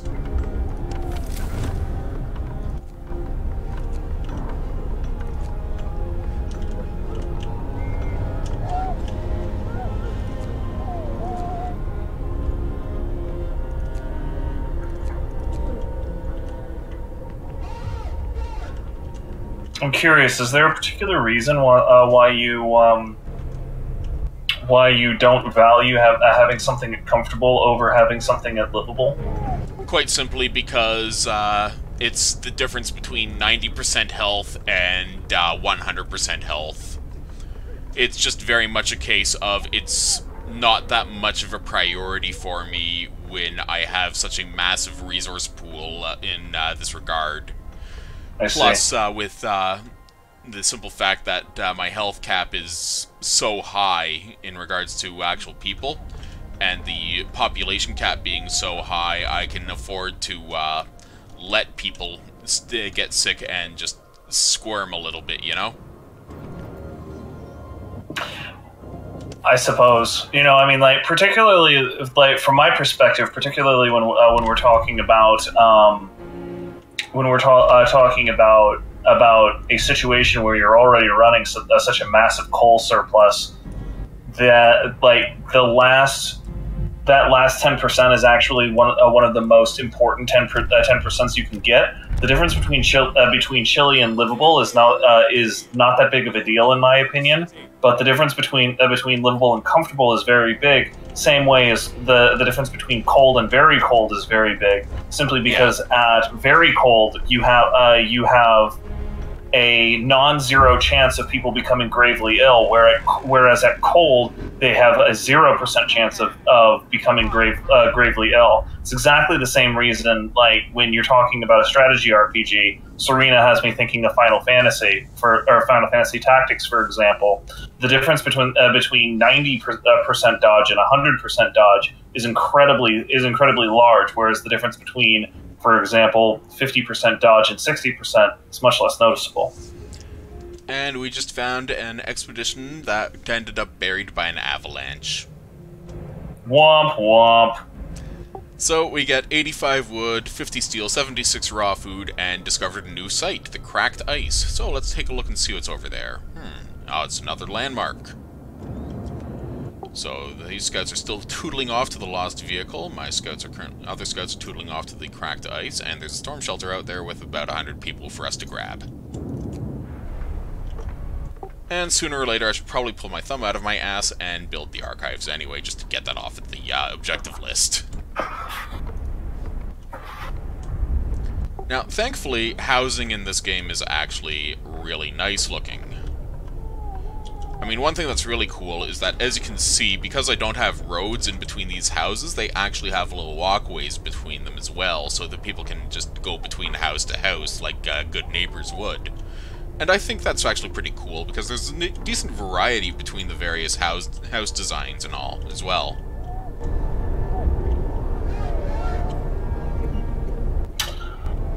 I'm looking at all of the things you're showing off. I think the archives might be a project for after the next storm. Oh, I mean, the next storm is in a week. Yeah, I think you still need to finish upgrading the town, build another 10 to 15 houses. You also and then, as a stretch goal, you are still going to want to build a factory and get a few what are they called, automatons out, so you can crew the further flung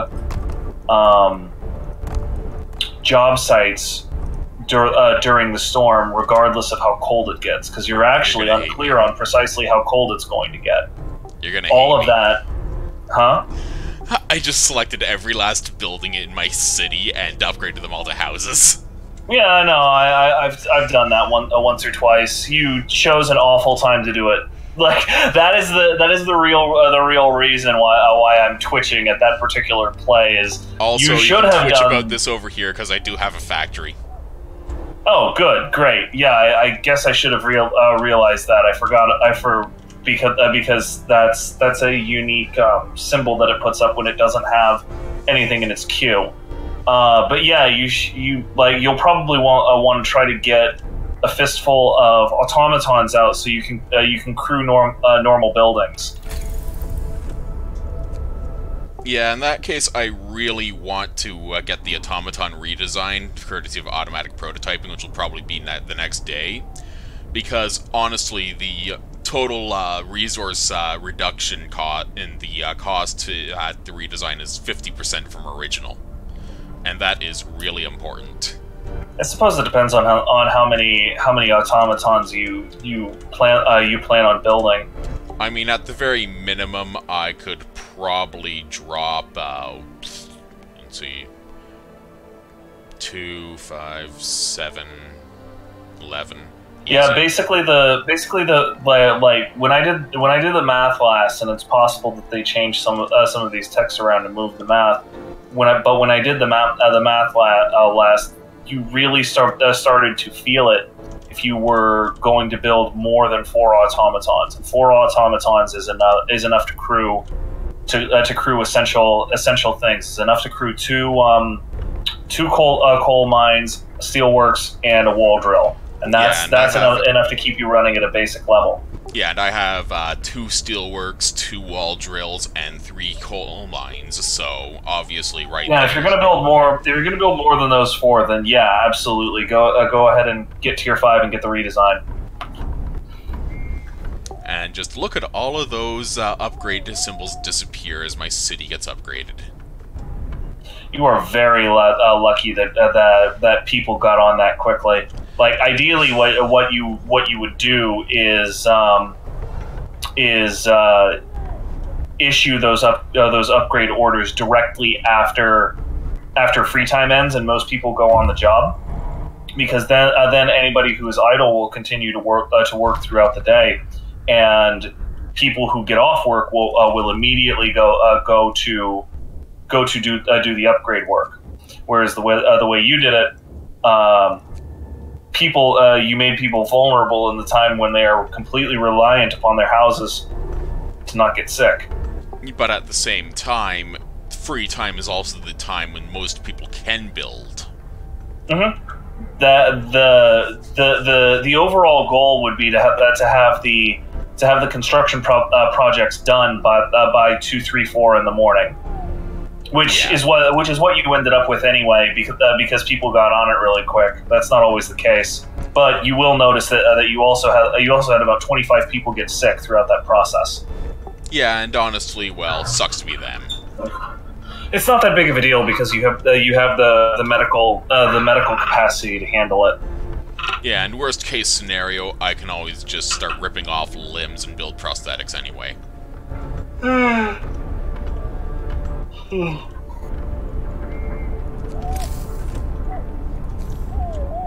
In fact, I will probably have to start building another row of housing in short order, not because I need to, but actually, yeah, I do need to, really, because, well, with the potential of survivors in the area, I'm gonna have to just start building up more housing ASAP.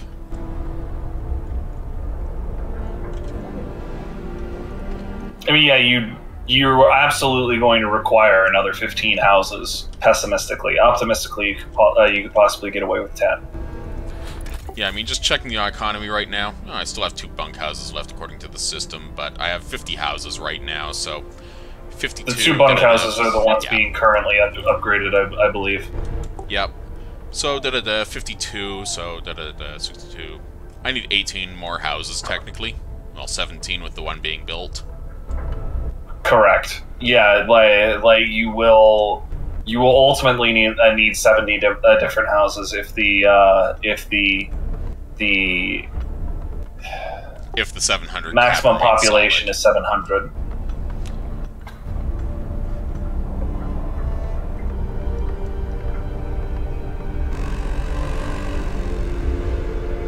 Order, people.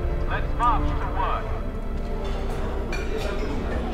So, I have 1 person absent at this cookhouse, and it's sitting at 96% efficiency. That's pretty good.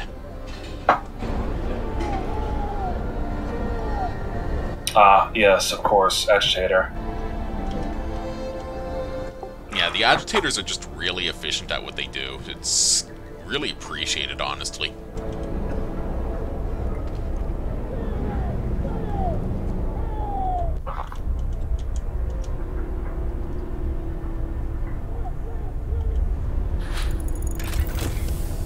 Yay, my steam hubs are more efficient.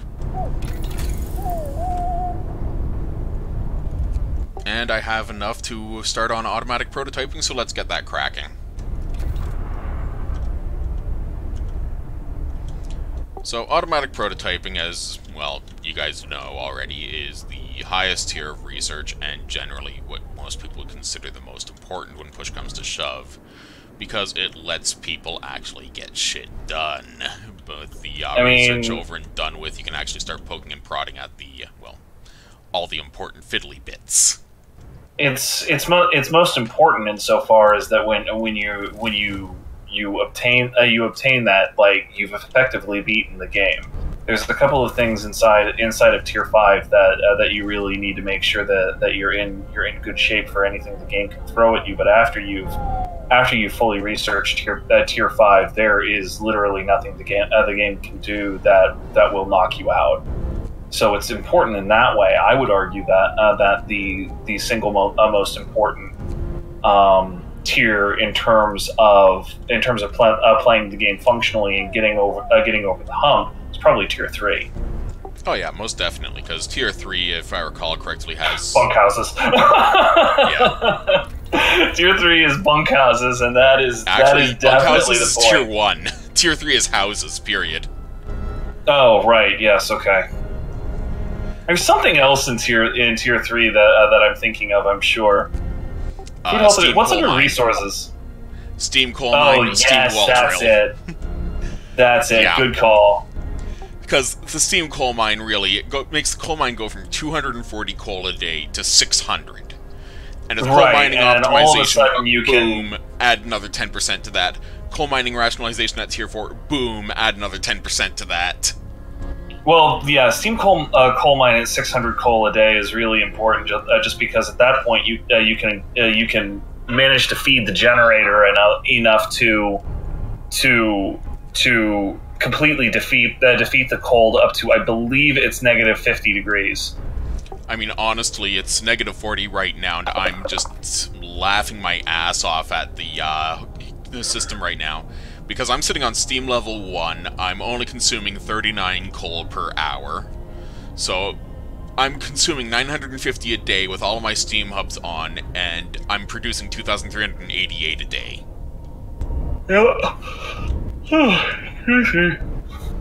Yeah, because right now, courtesy of the nearby agitator, and if I want to, I can just drop a foreman in there. It's currently sitting at 132%. That is rude. And I have 10 idiots hungry and going to work. So my scouts reached the lost vehicle. Let's see, one of the crawlers brought survivors to a city, busted beyond repair. Oh look, steel and coal. That's a good thing. Yoink. Yep, no bodies inside or nearby, left behind a lot of supplies. Looks like 61 steel and 168 coal. Well, can't really call it a lot, but it's better than poking the eye with a sharp stick, as my dad would say. So we have an empty cave 18 hours away, and a destroyed mine.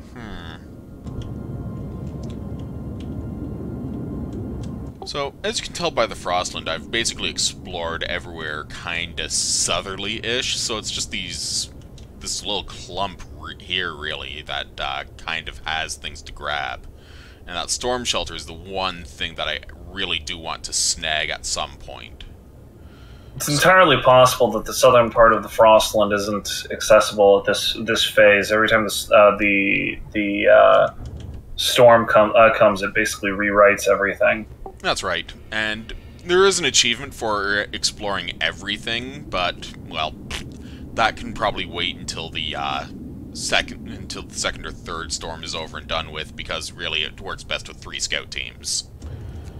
So I'm sending up to the snow huts here because there still looks to be survivors anyway. How far out is the storm right now? Probably about 5 The days. storm is 5 days and 16 hours, so yeah. Okay. Actually, I'm going to pop over this destroyed mine first. So I still have more than enough time to actually explore, you know?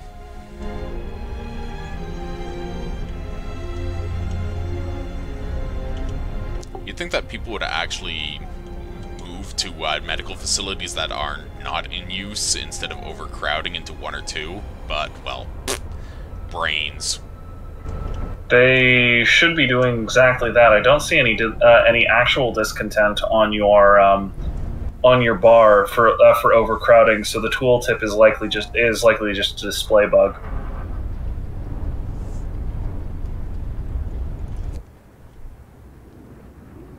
One of the coal piles up there is depleted. About damn time. Yep, and the other one has, well, 8 pieces left.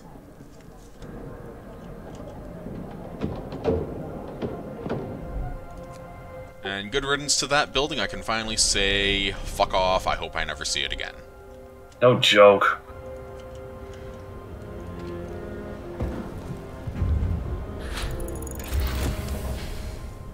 Automatic prototyping is now researched, so let's take advantage of that and immediately jump onto the advanced coal mine bandwagon.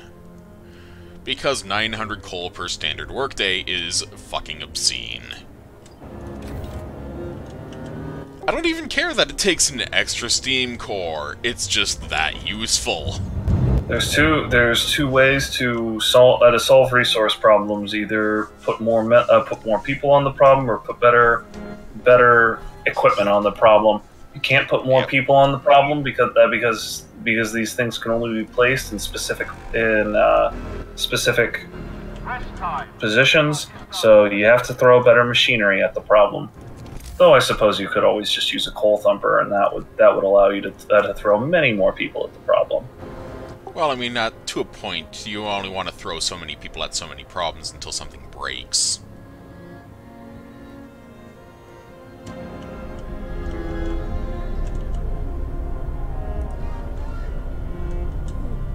Yeah, that reminds me, I wanted to build some more houses because, well, people are going to show up.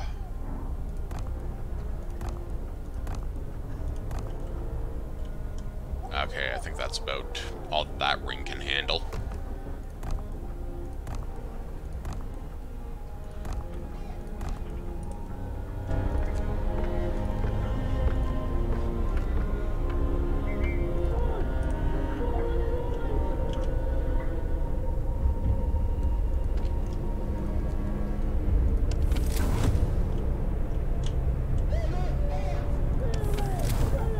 You went the children's shelter route, right? I actually haven't yet. Oh, haven't bothered yet, huh? So, I suppose a research station in unfinished construction, courtesy of that landmark. Dark framework of some large-ass building, 1 day and 2 hours away, or 20 hours away to a research station. What have the scientists been studying? Well, let's see what the eggheads have been doing.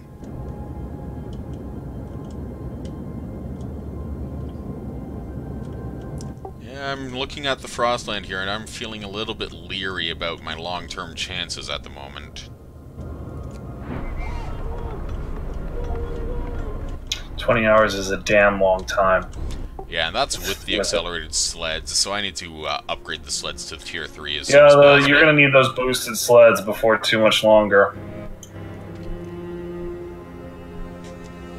Really, game? One fucking piece of steel left at this one goddamn piece. And of course 3 on this one. Christ on a crutch. That's just an insult, game. And those, oh, you don't have any workers there. No wonder. Well, I have gathering posts nearby and they're in range. It's just a case of really, game. Cause yeah, assigning the people. Just basically go knock on somebody's door and go like, hey, I need you to do literally 15 minutes of work. It's actually going to take you longer to walk out there than it will to complete the job. Yeah, well, at least on the bright side, I am pre-planning for the additional housing needs, so yay for me. I mean, ultimately, you only need to really build another 10-ish houses beyond what you're going to need for that storm shelter to be done with housing forever. Yeah, I mean, currently right now have 62, so you houses, only okay. Yeah, you only need another 8 houses to be done with houses forever. Yep, and right now I have a grand total of 8 citizens in treatment, 76 citizens cured yesterday, 0 deaths.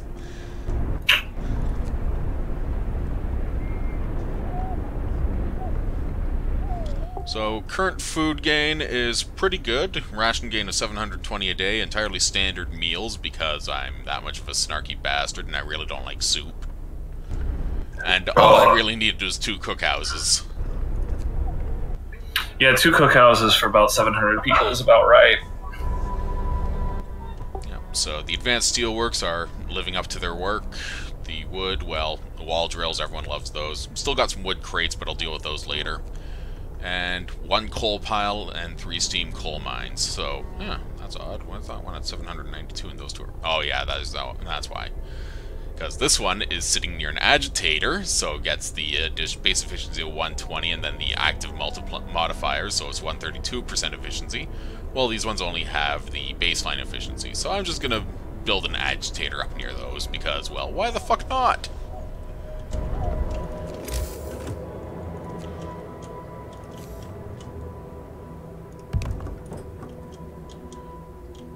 And it's good to see that the individual modifiers are indeed multiplicatively stacked.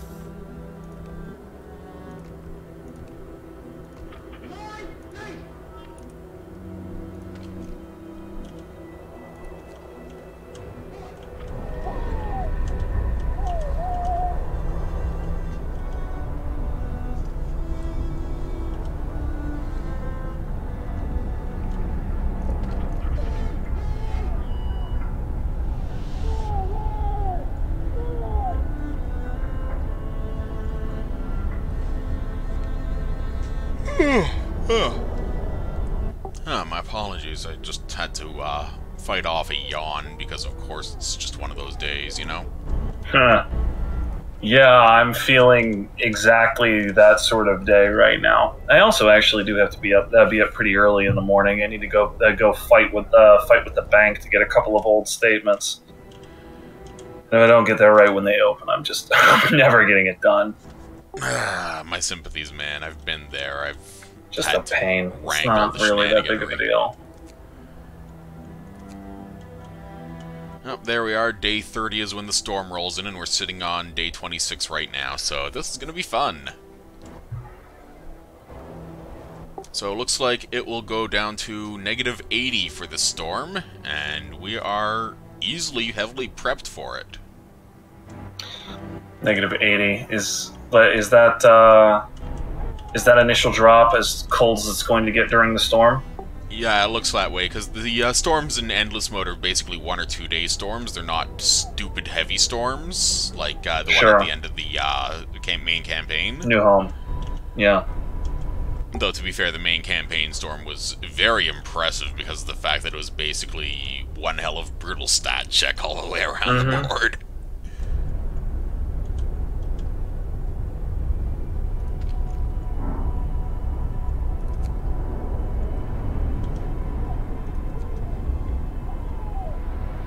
I'm actually surprised. I'm starting to run low on wood instead of steel now.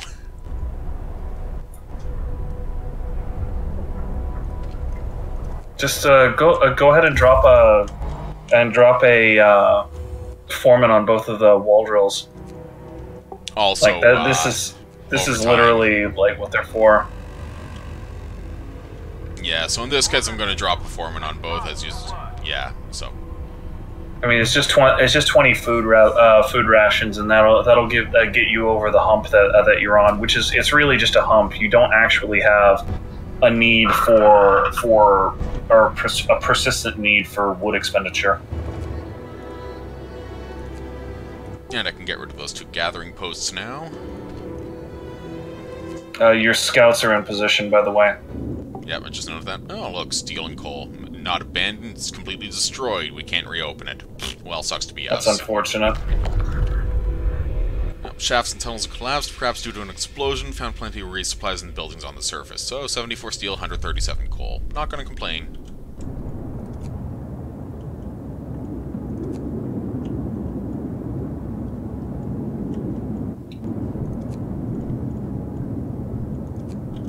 Yeah, so I'm gonna send my scouts over to the snow huts, which is probably survivors. There are hints of smoke coming from them. Those are definitely survivors. Yeah, so I'm probably just gonna have to kick them towards my city while going to the storm shelter. You should have enough time if you don't dawdle to escort both of them back. Well, you know me, I dawdle a little bit.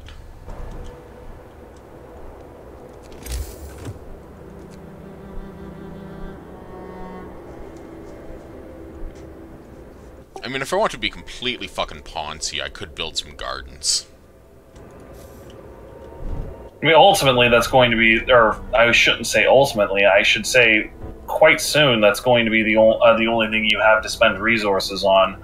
The archives is going to be your last big project, and still think that that should probably be a after the next storm priority, but you know, I mean, considering You're- the you're- fact you're that my close to there. housing is pretty damn small. Wait, what the hell? That's weird. Look at that crater in the snow right there. Right next to the, oh, for the love of fuck.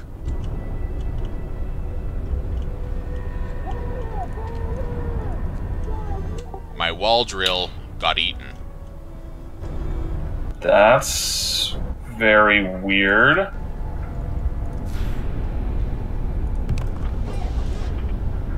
It did get. Oh, you must have accidentally disassembled it, dude. You got the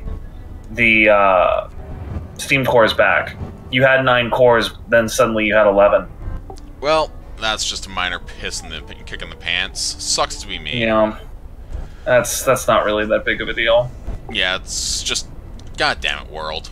Didn't need that What a shit. pain.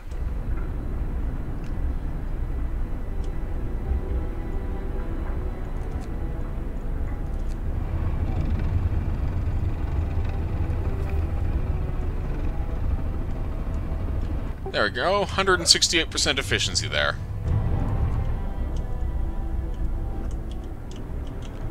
And with the advanced coal mine almost built up, well, yay. Oh look, new law time as well. So let's see, in purpose, well, we only really have 4 laws left, and I don't really feel like going any further down this path, because, well, prison, forceful persuasion, pledges of loyalty, which is spying and all that shit, and then there's that. And Yeah, the one that basically ends discontent. yeah, who wants to be a totalitarian shitbag? Not me. I mean, Nikola Tesla? Yeah, and look at what happened to him. Yes, exactly. Meanwhile, over here, let's see, House of Pleasure? Nah. Dueling Law? Nah. Triage? I can sign it, I'll just never use it. Organic Fertilizer? What the hell? Yeah. Organic fertilizer. It appears as though there are a lot more unavoidable deaths in this one than there are in something like New Home. So organic fertilizer would not be the worst. The worst idea. Costs 3 bodies. Yep. 21 wood and 50 steel for the upgraded steam, for the upgraded mines. Mm-hmm. Okay, abandoned station, partially in ruins. Oh look, steel. Always nice.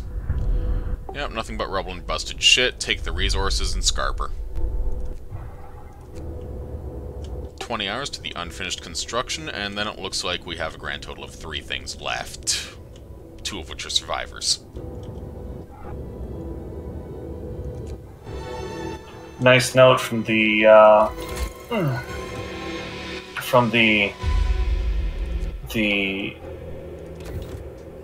research station there. They got out in time at least.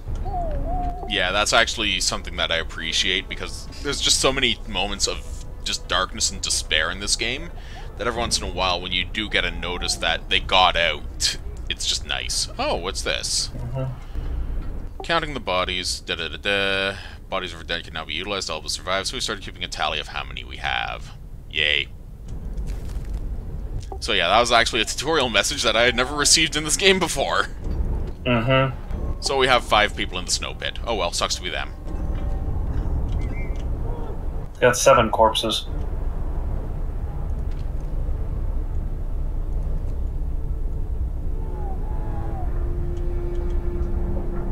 Wait, really? 7 Oh yeah, the suicide, and 5 dying in the industrial accident. And of course the one that died early. Plus the 2 that just got kicked off somewhere in a walk and got frozen.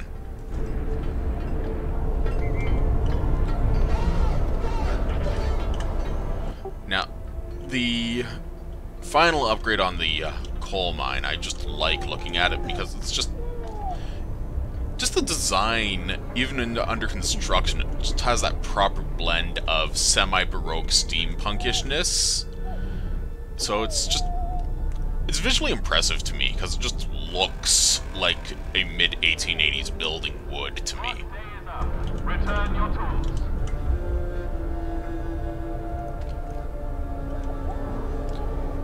So yeah. Toasty thing, too. +3 building insulation. Yep, nice place to work, that's for sure.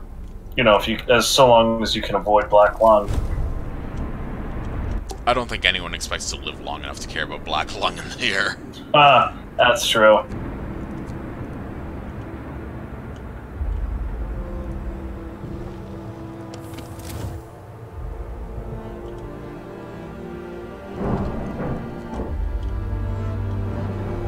But yeah, with all 3 coal mines fully upgraded, yeah, I am producing a stupid amount. 3,564 coal a day while only burning 1,008. That is something to be proud of, honestly, I think. It's quite a bit of profit, that's for darn sure. And, I mean, I only have about a week's worth, so it's still not too shabby. And there's still coal I can pick up from over here, and some wood crates over here. And I still need to upgrade the wall drills to their next tier eventually.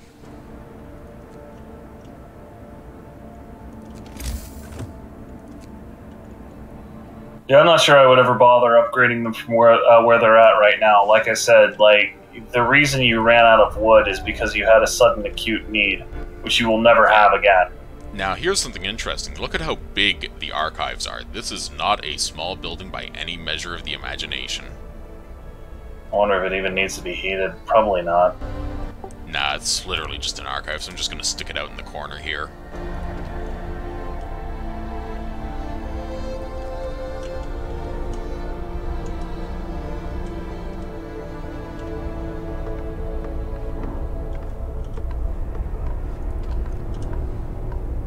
Remaining time. It's already decreasing fast. When we only had one person there, it was about 20 hours of build time.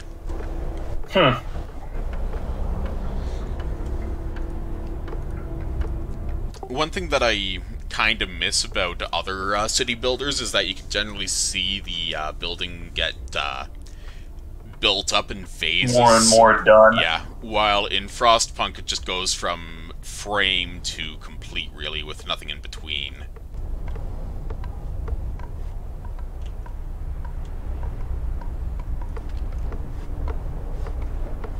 And it looks like, well, even with a full crew of workers here, it's still going to take the better part of 12 hours to build, so good on them.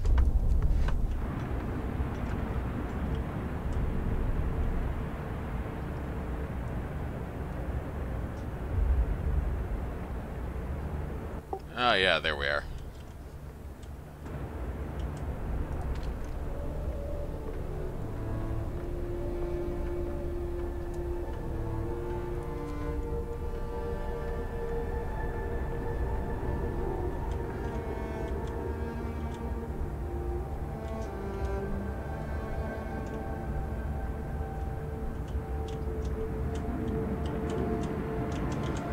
Probably going to build a couple of steam sawmills to clear out most of these trees before expanding heavily into this sector. But gotta go to the snow huts. I'm not certain why you would bother, to be blunt. Like, again, wood is simply never going to be a problem for you ever again. And in the situation where you want more wood than you're pulling in,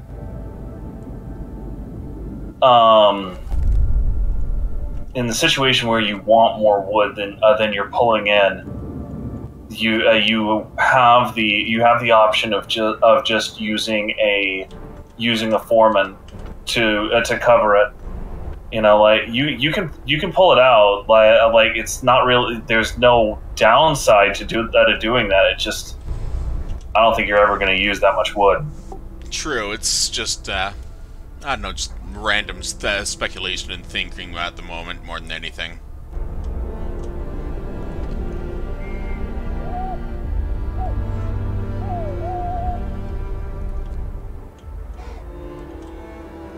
You know, that's what I forgot to put out at this wall drill. Another agitator.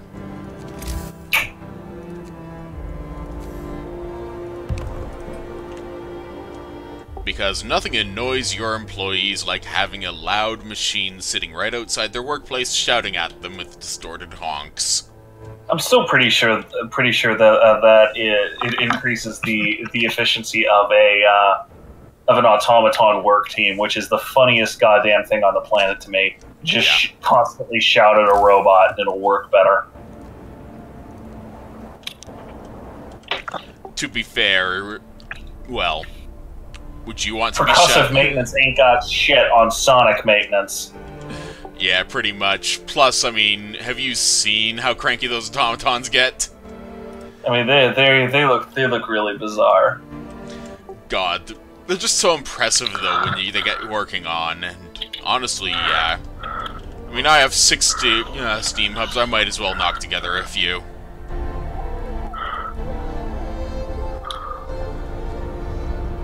So yeah, I'm gonna build 4 of them right now because I still want some Steam cores so I can upgrade the wall drills later. You're also still going to need a couple of Steam cores because you, particularly once you get to 700-ish people, you will probably want to build a hothouse or 2. But yeah, no.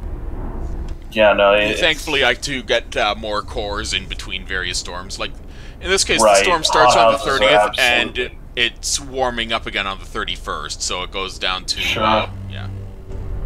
Wrap up well. The frost is here. Yeah, hothouses are absolutely not a priority. Getting a couple of automatons so you can make sure that your standards your required services stay moving is a priority rather. Yeah, so in this case I'm just saying fuck it and pumping the Steam level up to 2 because, well, it's just easier than trying to wrangle everything. Because, yeah.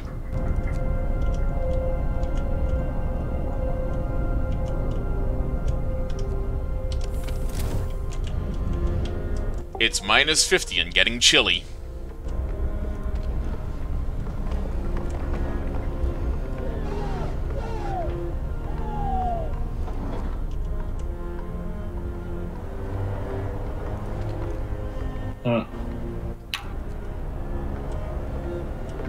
So the thing that you might have noticed in endless mode is that every storm drops the ambient temperature by 10 degrees after the storm's completed. Yeah, until you basically get to as cold as it can possibly get. Yeah.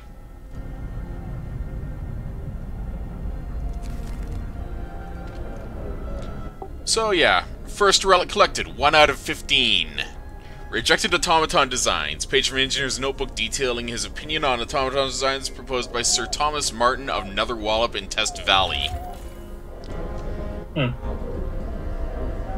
That's kind of neat. Yep. It's actually a pretty good little bit of lore and world building. I kind of like it. Center of gravity so high, 2 legs won't do. A shovel to dig themselves out of the snow they'd be constantly sinking in. Yep. That is some good sass. Engineers lament.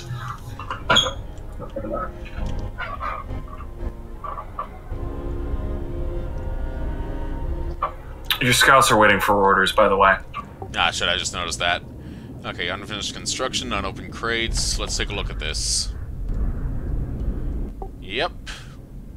So, tried to build something huge in the open plain. It ended up getting busted up. Sucks to be them. Nothing to do, but oh well. Picks up some loot.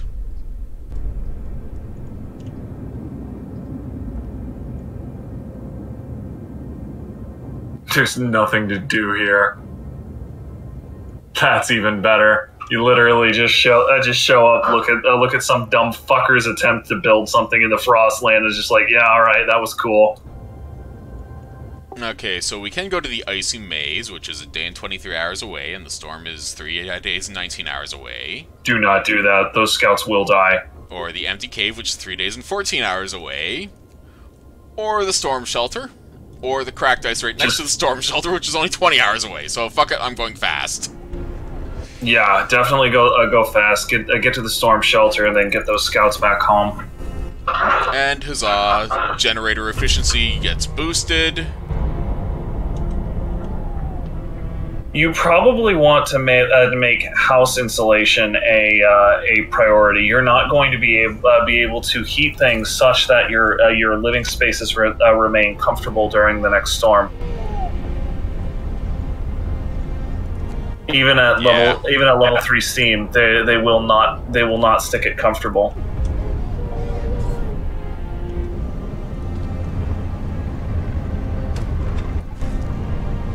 And yes, the foreman still works with the automaton, which is currently tootling along at 84% efficiency. And that's actually deceptive as well, simply because that is efficiency at 84%, but the automaton works 24 hours a day rather than the 10 to 14 that you can get humans to work.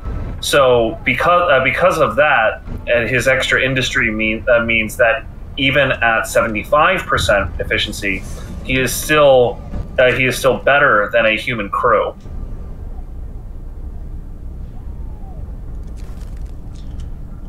There's also simply the fact that, well, not only is it 24/7 production, but there's also the simple fact that I can still upgrade the thing to be even more efficient, because it's only at 60% right now.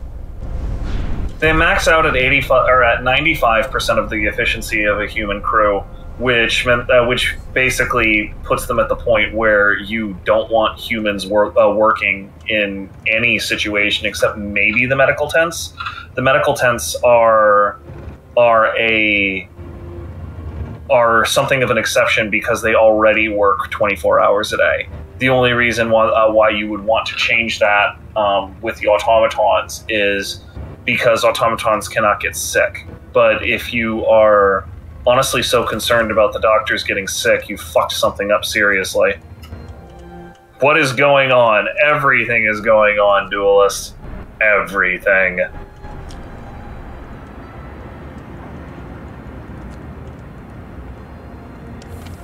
At the moment, you know it's cold when even the Advanced Steelworks is just saying comfortable. Mm-hmm. Yeah, that's one of the reasons why I said you might want to look into the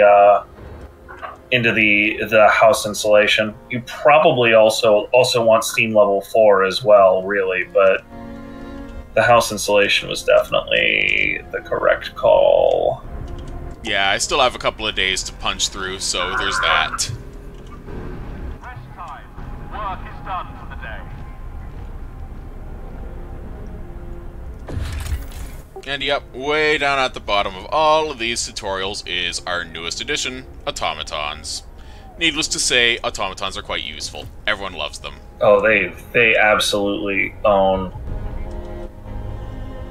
The only reason they are not your lord and savior with literally everything you do is because they require a steam core to build. You've got to be super careful about how you spend those bad boys. There's also the fact that they need to periodically refuel, so that's why I'm planting a steam hub right The next to yellow their Icelander. workplace. Ha ha ha, you cheeky fucking game. Yeah, it's endless mode Duelist. Sorry, I didn't realize the question you were asking.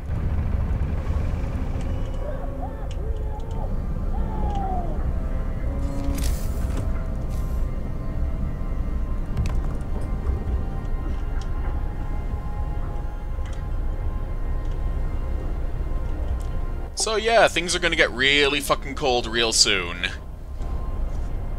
What? Never mind.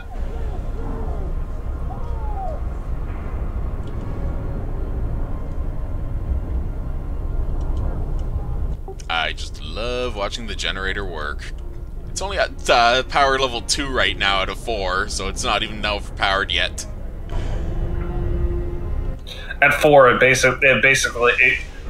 at 4, it sort of reminds me of like Goku after he throws off his weighted clothes. He's just like, okay, I should probably get serious. Rips clothes, like flexes horribly, because like it. It's so funny looking because it basically drops all of the metal shielding that it has around it right now. Storm shelter, do not. What are you doing? Sorry about that. I hit the wrong button. Considering that shit.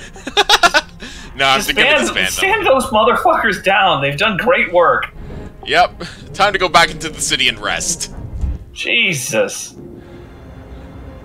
I know, I'm a cruel bastard even thinking about having them try and survive out there for any length of time. It wasn't going to work. They would just go. They would go out there. They would meet the storm halfway, and they would freeze to death uselessly. Like there would be literally no point. Oh, my other automaton is the Red Canadian. I swear to God. Remember, I can rename these, I just choose not to. I mean, the yellow Icelander was sillier just because it was a pee joke. Well, to be fair, you don't want to eat the yellow snow. Yeah, that was indeed my joke. Things are going well. We've got the captain to thank for that. Well, yeah, that's because I'm awesome.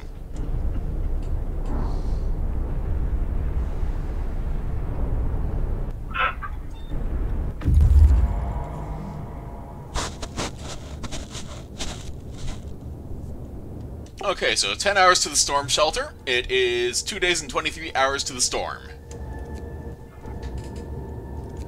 Yeah, that you should have a good buffer, because after you hit the storm shelter, you'll be moving double speed back to the city. Yep, storm on the horizon. Just so long as you get there in time. Yep, there we go. Yep.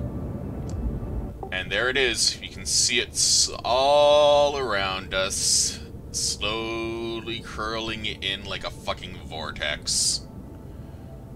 And by the time it gets to us, we are going to be safely ensconced in our armored little fortification. And try not to freeze our dicks off. Duelist is asking the question, how does endless mode work? And to answer that, I mean, the name is in there, of course. There is no particular ultimate goal that you run into that will end the scenario. You can play for as long as you want, and there are two different modes. There's basically the builder mode and the survival mode. Both of them end up in the same place, with things as cold as they're going to get, and so on and so forth. The difference is that survival mode will get there much faster, and there are also random bad events that can happen that survival mode will throw at you much more often.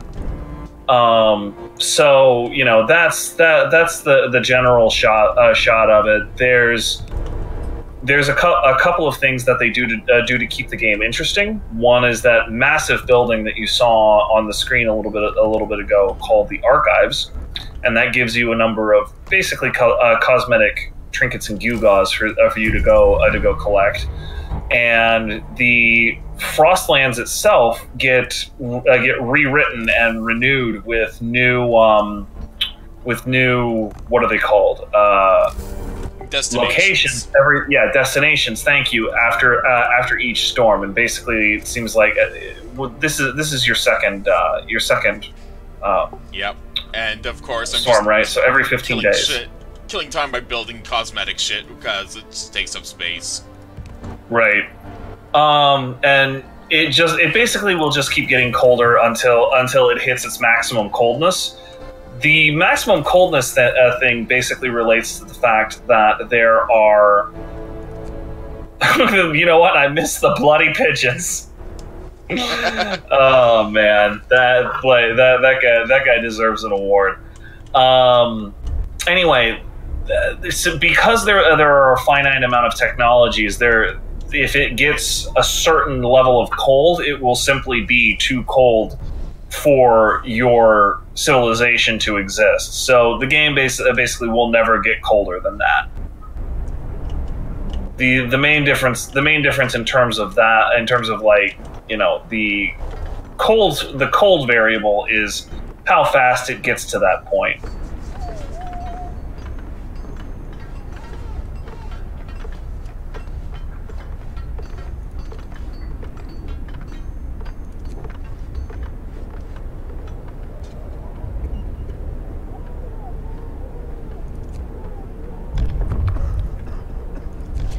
Oh look, another Book of Laws upgrade. So let's see what we can do. Well, triage is an option, but nobody cares about triage. So, House of Pleasure. Yeah, no. Hardworking people deserve all the relief we can provide. Some of them yearn for the pleasures of the flesh. Whoop-de-doo. Yeah, prostitutes can be employed in the public house. This is not a case of can be employed. This is a case of you're being voluntold. So this is not a good law in any way, shape, or form. It is frankly disgusting. The dueling law. Literally just beating the shit out of each other with hammers and wrenches. Sometimes people will die. On the one hand, discontent will be reduced permanently. Spontaneous duels will reduce discontent. People will be killed. Now, the entire dueling law thing, I think, goes back to English honor culture at the time, which I'll have a stupid rant about after you're done with this law, because right now you've got other things to talk about. Yeah, I mean, I'm seriously considering triage, but honestly, what I want to get is child shelters, but with us facing down a storm, I just don't have the patience to actually build them yet. So just let the law ride for the moment. Pretty much. Just gonna sit there and sulk anyway, so to it. So anyway, regarding the dueling law, English honor culture was really weird and interesting. Simply because there was the idea that there was some sort of innate difference between a working man and a gentleman, insofar as the gentleman had honor and the working man did not, and that implied physical differences that related directly to whether or not they could give offense to a certain sort of thing, or in a certain sort of way. So you ended up with things like, you know, if you implied, for example, that a gentleman's mother didn't love him or something like that. Well, that was simply not something that could possibly be true if you were truly a gentleman. So dueling would happen when fundamentally you questioned the nature of a nobleman's existence, and by proving that you were willing to die for this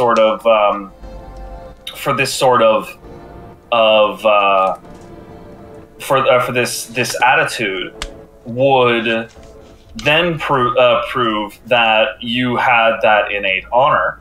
And frequently the way duels were resolved was when that was proven. You know, the gentleman who gave the offense would say, "Well, I couldn't possibly have said that in the first place because this is a gentleman, and that's impossible. That's against like the nature of existence." Anyway, yeah, fundamental research. This is an absolutely fantastic event chain to get.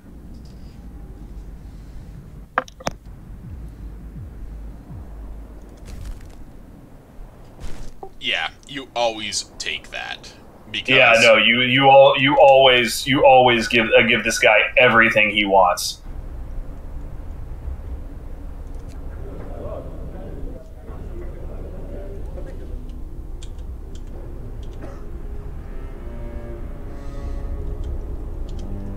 So we have little social areas out here next to the archives and a Steam hub to keep everyone toasty.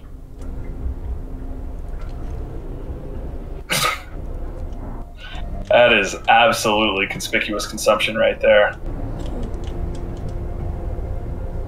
Well, Serena, you can look at it as a sort of middle point between the feudal past and the more egalitarian Republican future that people were attempting to resolve with each other. Right, in the feudal past, you literally had people looking up to their betters, insofar as the like counts and barons and all, even minor lordlings were 4 to 6 inches taller than the average farmer peasant, simply because they ate better. So I mean, like there were real physical differences between a serf and a noble, or even a serf and a merchant in the feudal past. Well, as you went into the Republican future, where the mechanical advantage of coal was rapidly giving people more and more equality with one another in terms of basic subsistence, those were vanishing. So the concept of a gentleman having honor, and it's some sort of innate thing that separates them from the common man, is very much a psychological holdover of that thought process. And if you'll just take a few moments to take a look at the generator, it is now fully upgraded. Goku time! Yes. That is just terrifying and beautiful at the same time. Excuse me. That was well brought up, just like the rest of us. Work day is up. Return your tools.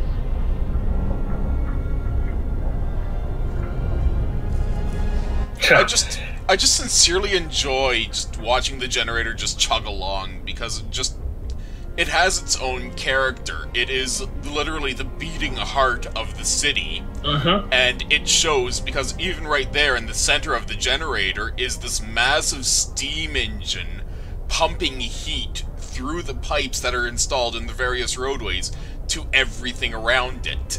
And it's just this huge coal-burning engine. The concept of it being the heart of the city is taken very literally in its design as well. Simply because you can see, for example, the various pumps that it has on there, and how they all pump sort of together, but sort of not. They pump in a very specific pattern, in which it works like the various chambers of the heart. Like the human heart, they move, like those pumps end up opening and closing in a way that makes it resemble the way a human heart beats in terms of how it moves from the valves to move blood from one chamber of the heart to another. Yep, and honestly, if the generator starts suffering, the city suffers. I mean, look at the fall of Winterhome.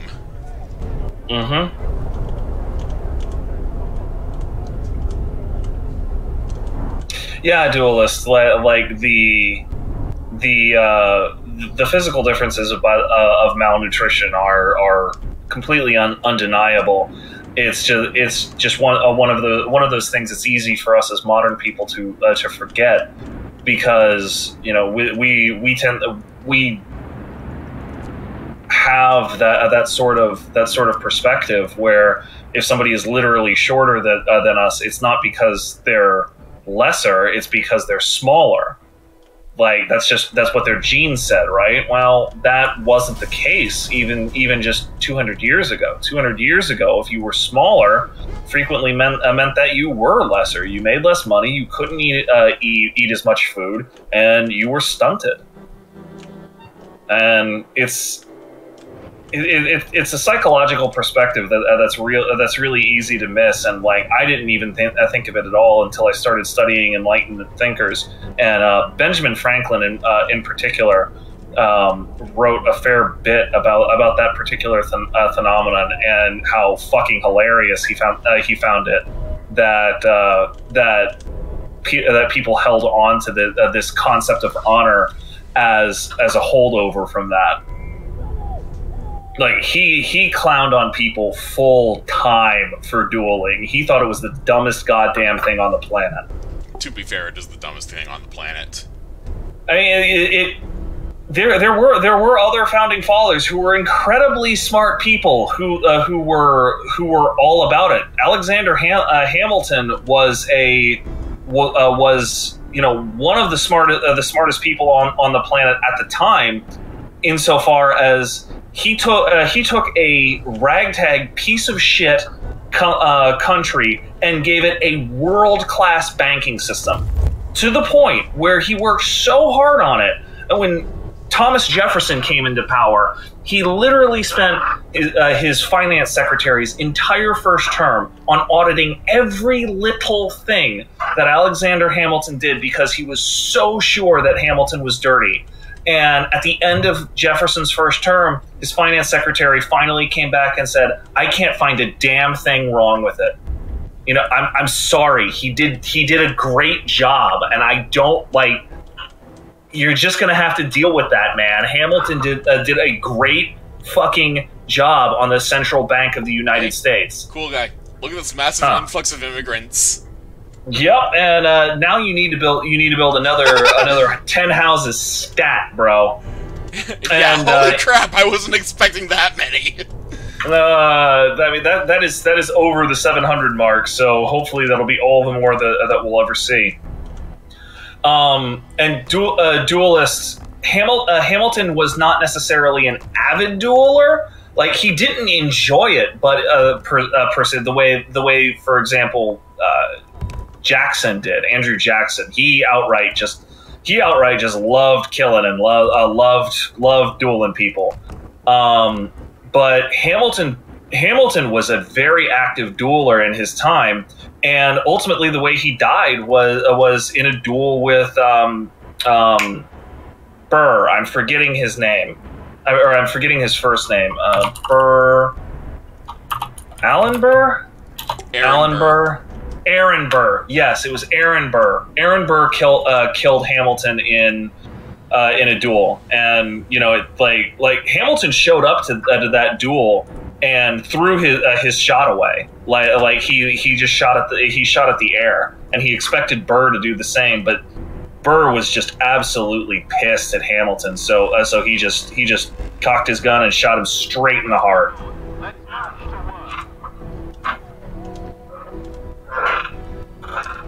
So, it's one day before the storm. We have a massive fuckstonk of coal. We have a decent amount of wood and steel going. We have 2 steam cores in reserve. Decent amount of raw food being cooked up into rations. And a huge amount of people that we need to put houses for. Thankfully, we have a huge bunch of housing to put people into. I sincerely was not expecting to go from 500 to 720. Just bam! What the hell? I wasn't paying attention when you picked it up because I was busy talking my tongue out. But I don't know, man. You saw how many dudes were coming. Like, I feel like you could have done that math. Okay, so we need a test subject. This is very important because we need this project. I can afford temporarily losing an automaton. Yeah, no big deal. Okay, so next up on the list, well, let's see. So, yeah, I haven't seen the musical Hamilton, but I have read the biography by Ron Chernow that inspired the musical. So, you know, I mean, I still mean to see it at some point, but I'm not really in a hurry to do it because I read the book. Incidentally, Chernow's biography on Alexander Hamilton is fucking amazing, and if you're a reading type, I highly recommend it. I just got thrown off a cliff. You got thrown off a cliff. Chained up ogre. Oh yeah. How you do this? Damn. So yeah, Alexander Hamilton. I mean, I'm done, man. So I'm actually going to start upgrading the automaton integration to make them more efficient. because it's just very much a matter of sitting on my thumb and waiting around for the next couple of hours because we have a storm rolling in. As you can see, it's gotten suddenly chilly outside. Yep, you've done everything you can. Now it's time to just chill out and wait for it. Yes, Yep, I know I down, said chill out in Frostpunk. I'm not sorry. Well, I have to admit that once the storm is over and done with, I will call the stream once more because it seems to be a pretty good stopping point after each storm. It will be a good stopping point. I'm definitely going to need to get some rest after that. Yeah, so let's just boost the work time and kill off some hours because we are just absolutely blazing right through our free time and all that. Return your tools. We have a massive amount of food, which is always nice, and things are going to go tits upward in about 2 hours. That's 2 hours in-game, not 2 hours in real time.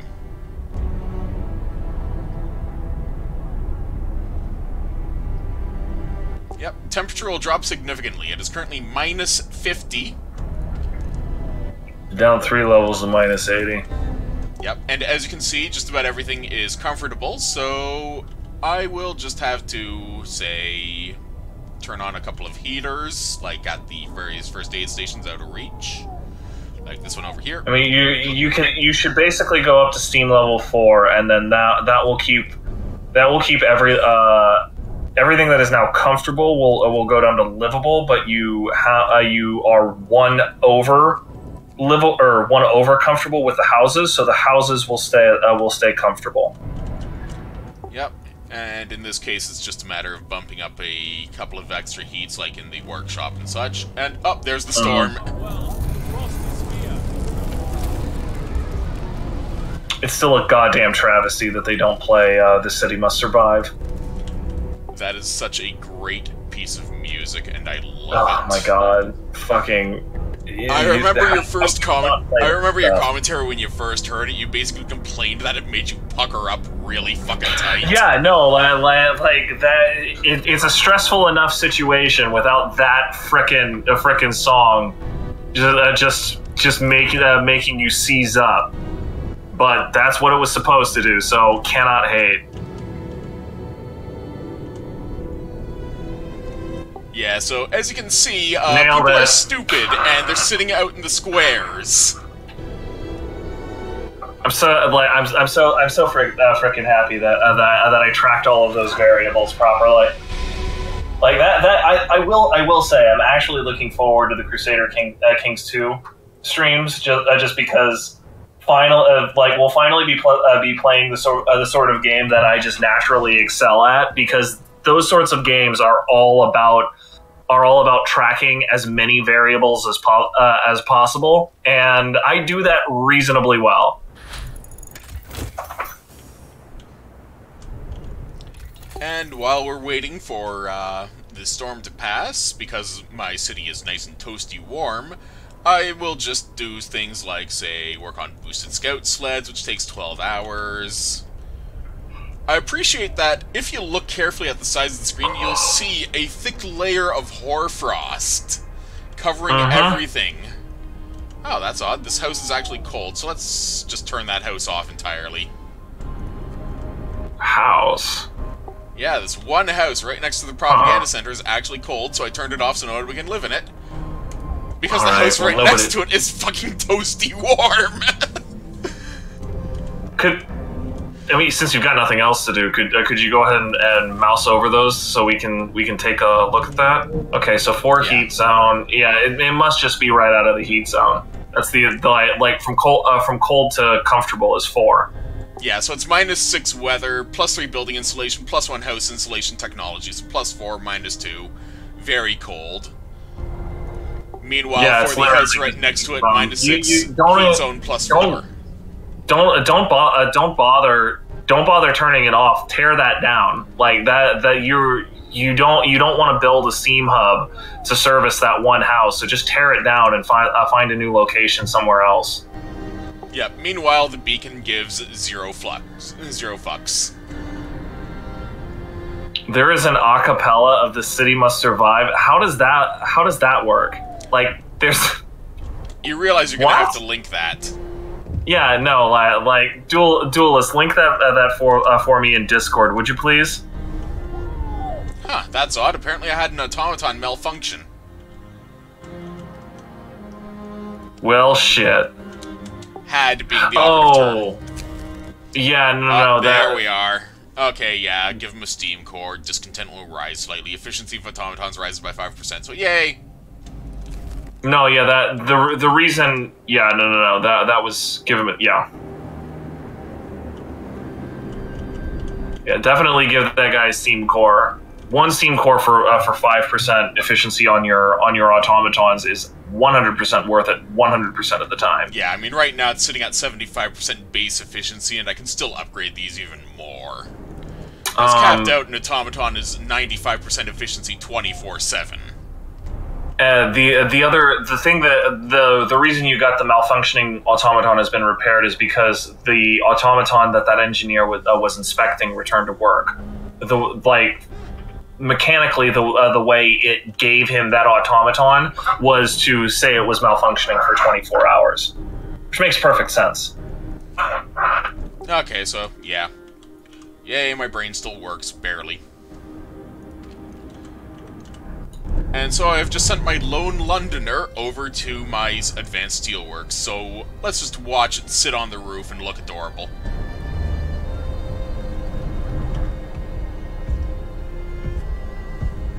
It's hilarious that you kept that Steam hub running. Well, I mean, the coal mines are right next to it, and the coal mines honestly are still being worked on by people. So, oh, they're still being worked by people? Never mind then. Then that makes perfect sense. Might not be true, acapella. I mean, considering that it is just an instrumental song to begin with, I was kind of expecting that they would cheat.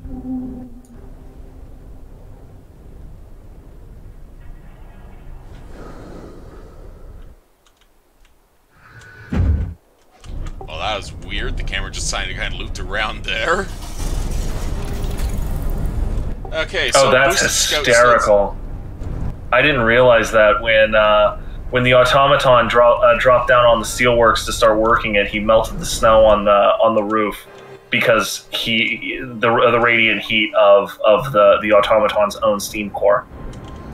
Yep. Plus the steelworks, of course, is bloody hot. That's pretty adorable, actually.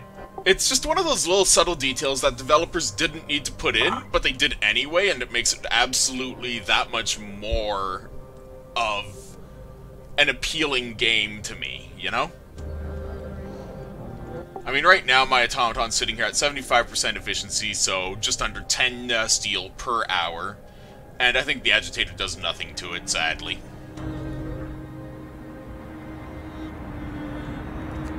Yeah, places in range, the advanced steelworks, so it should be getting the benefits of the agitator. Oh, okay, the agitator doesn't work on an automaton crew. Alright, that does make sense. While it is funny to have it yell at an automaton and make it more efficient, it doesn't actually make it more efficient. Well, that's sad. My immersion is broken. Or reestablished, whichever. Oh, that's odd. We have another house here that's decided to go fuck you and stay frozen, so it gets torn out. Yeah, just get rid of that. Like, it can sometimes be difficult to tell if it's properly within a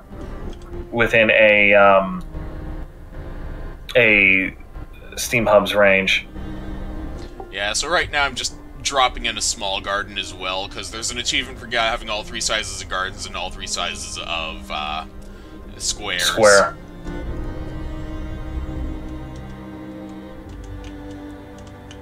But I mean, this isn't really racing for achievements anyway, because hey, it's coming up to the temperature warm-up shortly.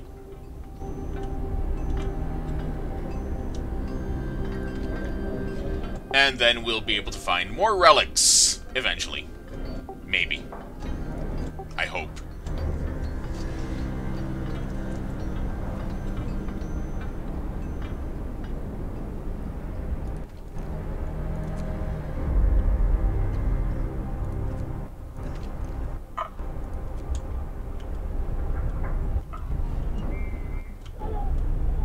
But yeah, when it comes down to it, just watching the generator plug along, even at this heat, is quite impressive. Of note is that it actually has the pressure gauge here, just generally saying, okay, medium pressure, all that sort of stuff. But if I did turn on the overdrive, it would go right to the red line.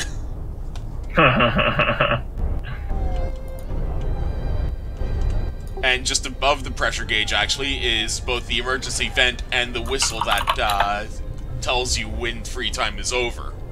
So that's also a pretty cool detail that they didn't need to show, but it's there, and I like it. I can't remember if they. No, it doesn't. Okay. Because I was sitting here trying to remember if that design changed for a faith purpose run because instead of a whistle to close out the day, church bells do. I think it still has the whistle for emergencies and such, like when the generator's increasing or decreasing power, because it's primary use is the blow-off valve, I think. Yeah, no, I was sitting here trying to remember from one of my faith runs whether or not it would change it, and I don't think it does. You mean your cult run? I never went full Snowpope. I have never gone full Snowpope. Yeah, I know. You don't want to go full Snowpope anyway. Snowpopes are bad.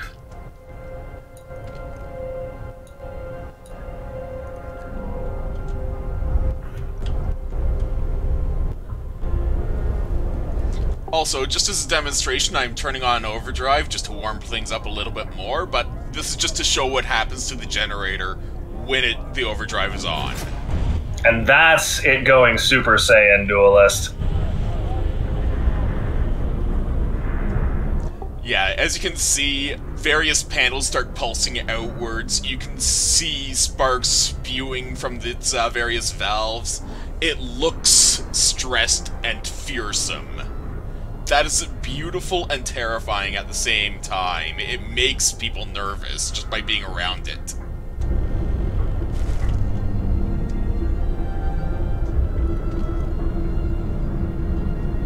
And people gathering down there is not because he turned that on. They literally have a morning meeting in order, order. There's an order law that's just basically, hey, everybody meets in the morning to talk about what's going to happen that day. And the storm is over. Things are getting back to normal. And so, time to go and see about what to explore. Got a frozen river, a ruined warehouse, a rocky slope, and ice needles. Well, let's send these guys out to the ice needles.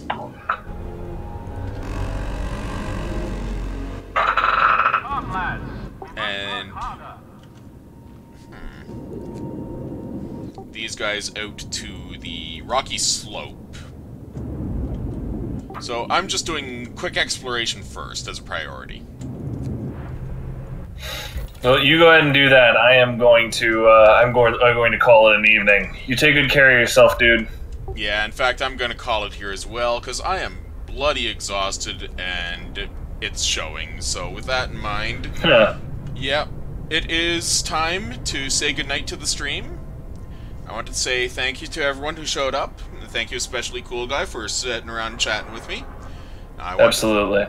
And I hope you all enjoyed the show. And, well, I will see you again in the near future. Take care. Talk to you later. Lights. Yeah. Good night. Ah, fuck. Also, I'm just going to cool down the generator a bit so I can start collecting coal again. Because, yeah, I'm actually starting to hit a negative number on that.